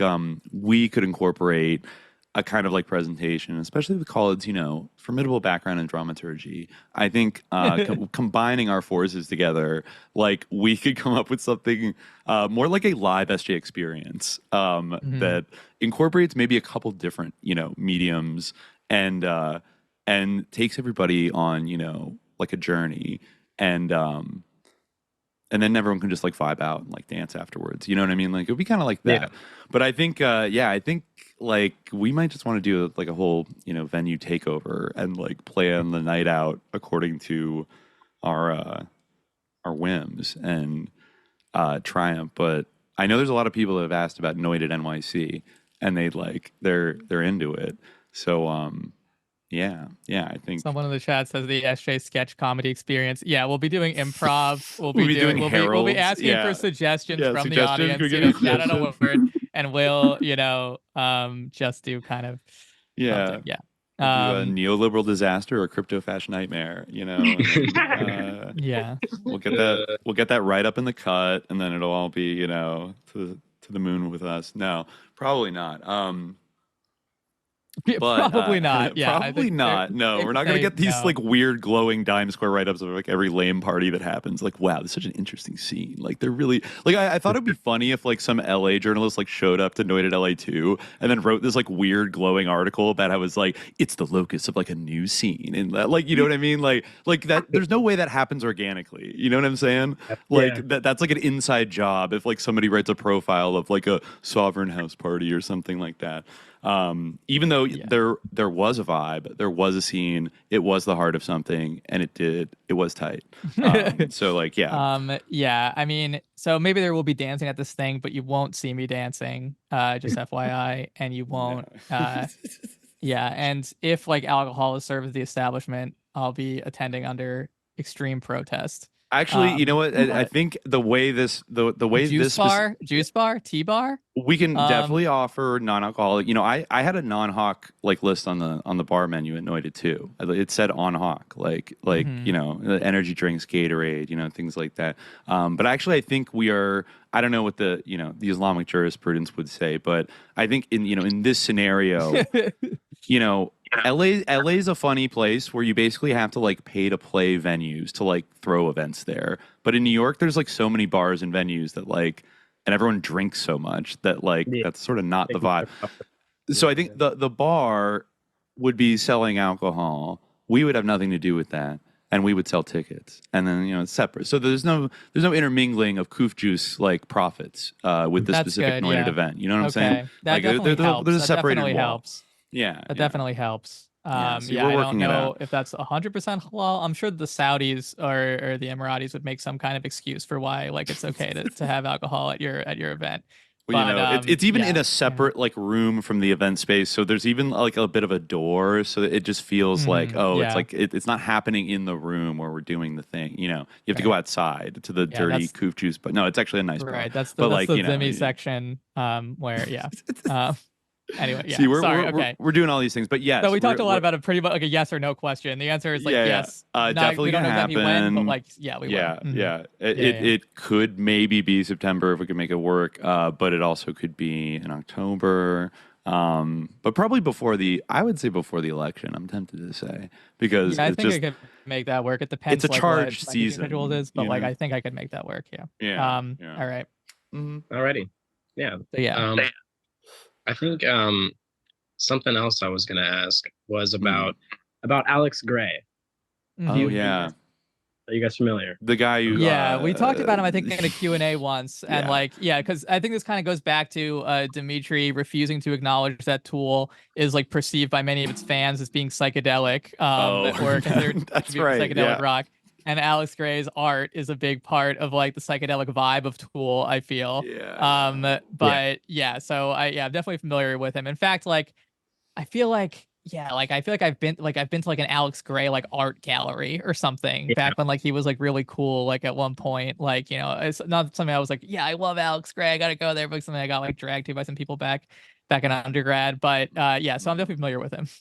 Okay. Yeah, I've heard people have told me random. I know about the cadaver store. Like I remember looking into him a bit and being like, and he does pop up like and does art things, and like he's kind of.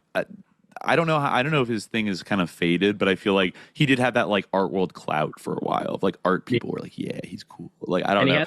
He has like an exhibit upstate here in New York, and Right, I think right. we popped by to visit it. Me and my fiance here, and there was some sort of like weird like solstice event going on. I looked into it. There's some sort of like weird sex cult. I mean, as to be expected with the new age vibes, but Yeah. Upstate New York is just how they are. Yeah, it's a sus place upstate New York. Low key freakiest, like one of the freakiest places in the U.S. that like you would never like think about as being like super weird and freaky, but like it's where like so much of like American and like occult tradition like came out of. It's very the Mormons, interesting. Like It's very interesting. 'Cause I almost spiritualism. feel like New York City obviously is also sus, and like it's like just a big like people just forget that upstate New York even exists. Yeah, like perfectly an afterthought. But yeah, it's like totally disguised by Those like it's hiding in Mokosh plain sight. Ukrainians are up there like worshiping, like Yeah, yeah. the Catskills are sus. Anyway, yeah. The Catskills, yeah. Anyways, Yeah, I think it was an NYC that he had like some kind of exhibition back when like years ago when I was an undergrad, and still like a Tool fan of sorts, or like kind of just coming out of my Tool phase.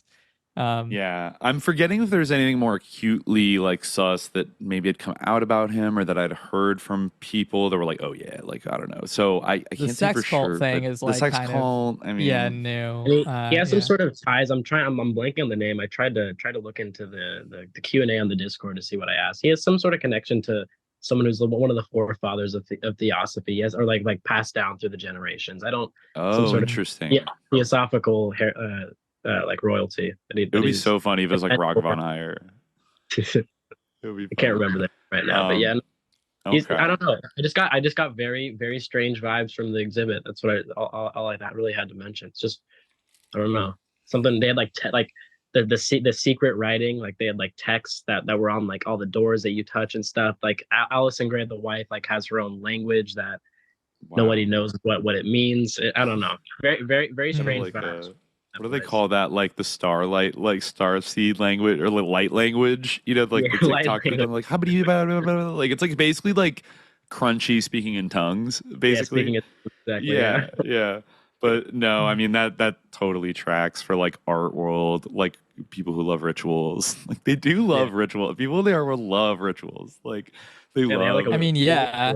I like mean, art rituals and are ritual they're basically interesting. are like Yeah. deeply connected, especially like in like since the 60s and 70s, like there basically was like a ritual turn in like the discourse of art and in art itself that like can't be like undone. Like, that's basically like the origin of performance art is like so deeply rooted in like all this kind of like Victor Turner, Joseph Campbell-y, like ritual theory. Like they are just so steeped in that stuff that like I was just reading an interview with Sarah Rule, who's like a pretty normie mainstream playwright, and she was going on and on about how like like theater is holy, like theater is a ritual, like it's like pretty, it's like it's ubiquitous, I mean obviously it's kind of like older than that, but I think there's definitely been it's like kind of certain casts I think during that time, like during the we've talked about like Richard Schechner before and stuff like that. It definitely I think it is interesting that like that's something that I said early. Like I feel like talking about this early on in the show is like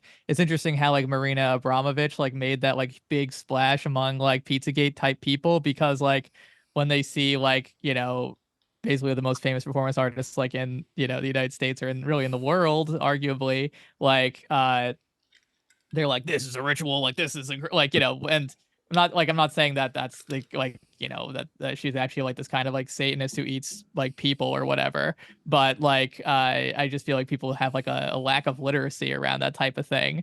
Well, it's like she wouldn't disagree. She wouldn't deny that it's not a like what I mean. Like exactly. She would be like, yeah, it is a ritual. Yeah. Like I guess there for some people like for I guess maybe for Alex Jones I would say like the term ritual has like a negative connotation or something, whereas like brushing your teeth is like a ritual, like blood sacrifice, like praying is a ritual, like. But I still do think even like Aaron Moulton when he was on, and he like who has hung out with Marina Abramovich, and he himself is like very interested in rituals and like magic and these kind of occult traditions. But like I don't think he like denied that like I think what he said is she's doing political witchcraft, like, and that's like the best way to describe like what she does. Like it she is doing rituals, like she is like a sincere occultist, and like she does weaponize it for like political ends, like for the people, for kind of like her sponsors and like her patrons and stuff, which is like really, I think, you could easily miss the forest for the trees in that like email about the spirit cooking party with the Podesta brothers and all these other famous people.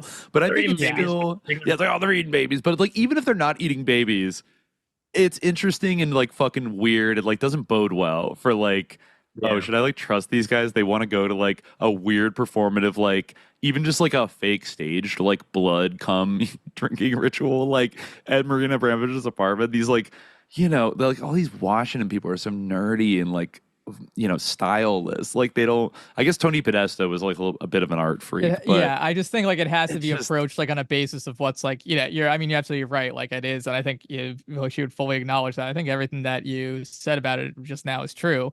But I think it needs to be like approached like through like I guess maybe a focus on what it actually is and on like the event itself and what like effect that has, rather than like seeing like certain iconography and then based on that like inferring that like there's cannibalism of children or something. But anyway, sorry. What were you gonna say, Jacob? I feel like you got cut off. No, I was just looking for some general discourse on that, and I think that filled it up pretty well, because I just don't know. I feel like I don't know enough about like it's easier to go for like the Alex Jones type vibes than to really look into it. So I appreciated the comments on it. That's really all I was looking for. And I think my questions have been answered here. And I wanted to say on my fiance here got me some of your guys' merch for my birthday. So I appreciate Hell it. Yeah, good gift. What did you get? Which one did you get? Got the CIA Grateful Dead crew neck.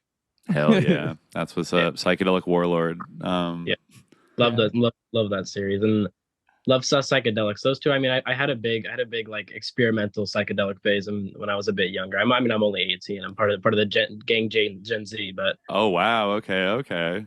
Bring in the young crowd. All right. I feel like a lot of people who listen to this podcast like have had an experience, like had a period in their life with like psychedelics. So contra the skeptics. Like I like that. And I used to be like a big like Hamilton Morris head, and I really like your guys' deconstruction of all of his suspicious bullshit. So yeah.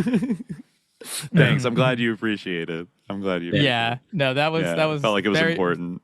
Very much necessary. Yeah, and I think that again, it's similar where like art is like part of like a big part of society. It's like a big part of like the cultural landscape. It's like it's significant and like I think it's like valuable to engage with it. But it's something where like I think it's a good instinct to be like, what is going on here? Like what actually is happening on the surface? Like what is the like ideology that's shaping this stuff. I'm wondering if it was the Chapel of Sacred Mirrors that you were talking about. Right.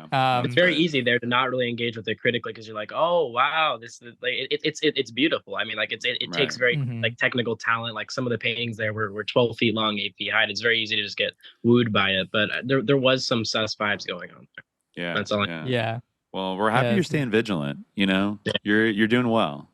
The fiance helped me out a lot on that. I was kind of well, you know, we're the #1 wife guy podcast in real life. Like, yes, you know, not the Incel Pair Politics call. We're actually for the real wife guys. Just want to hang out with their wife and listen to SJ. You know, that's what we've been doing. Beautiful. We love to see it. Yeah, absolutely great. Yeah, congrats to you guys on your engagement. Yeah, absolutely. Congratulations. Yeah. Alrighty, I'll let you guys get on. I know you got some. But we got a few still in here. We'll get to them. But all right, peace out. All right, thank you very much. All right.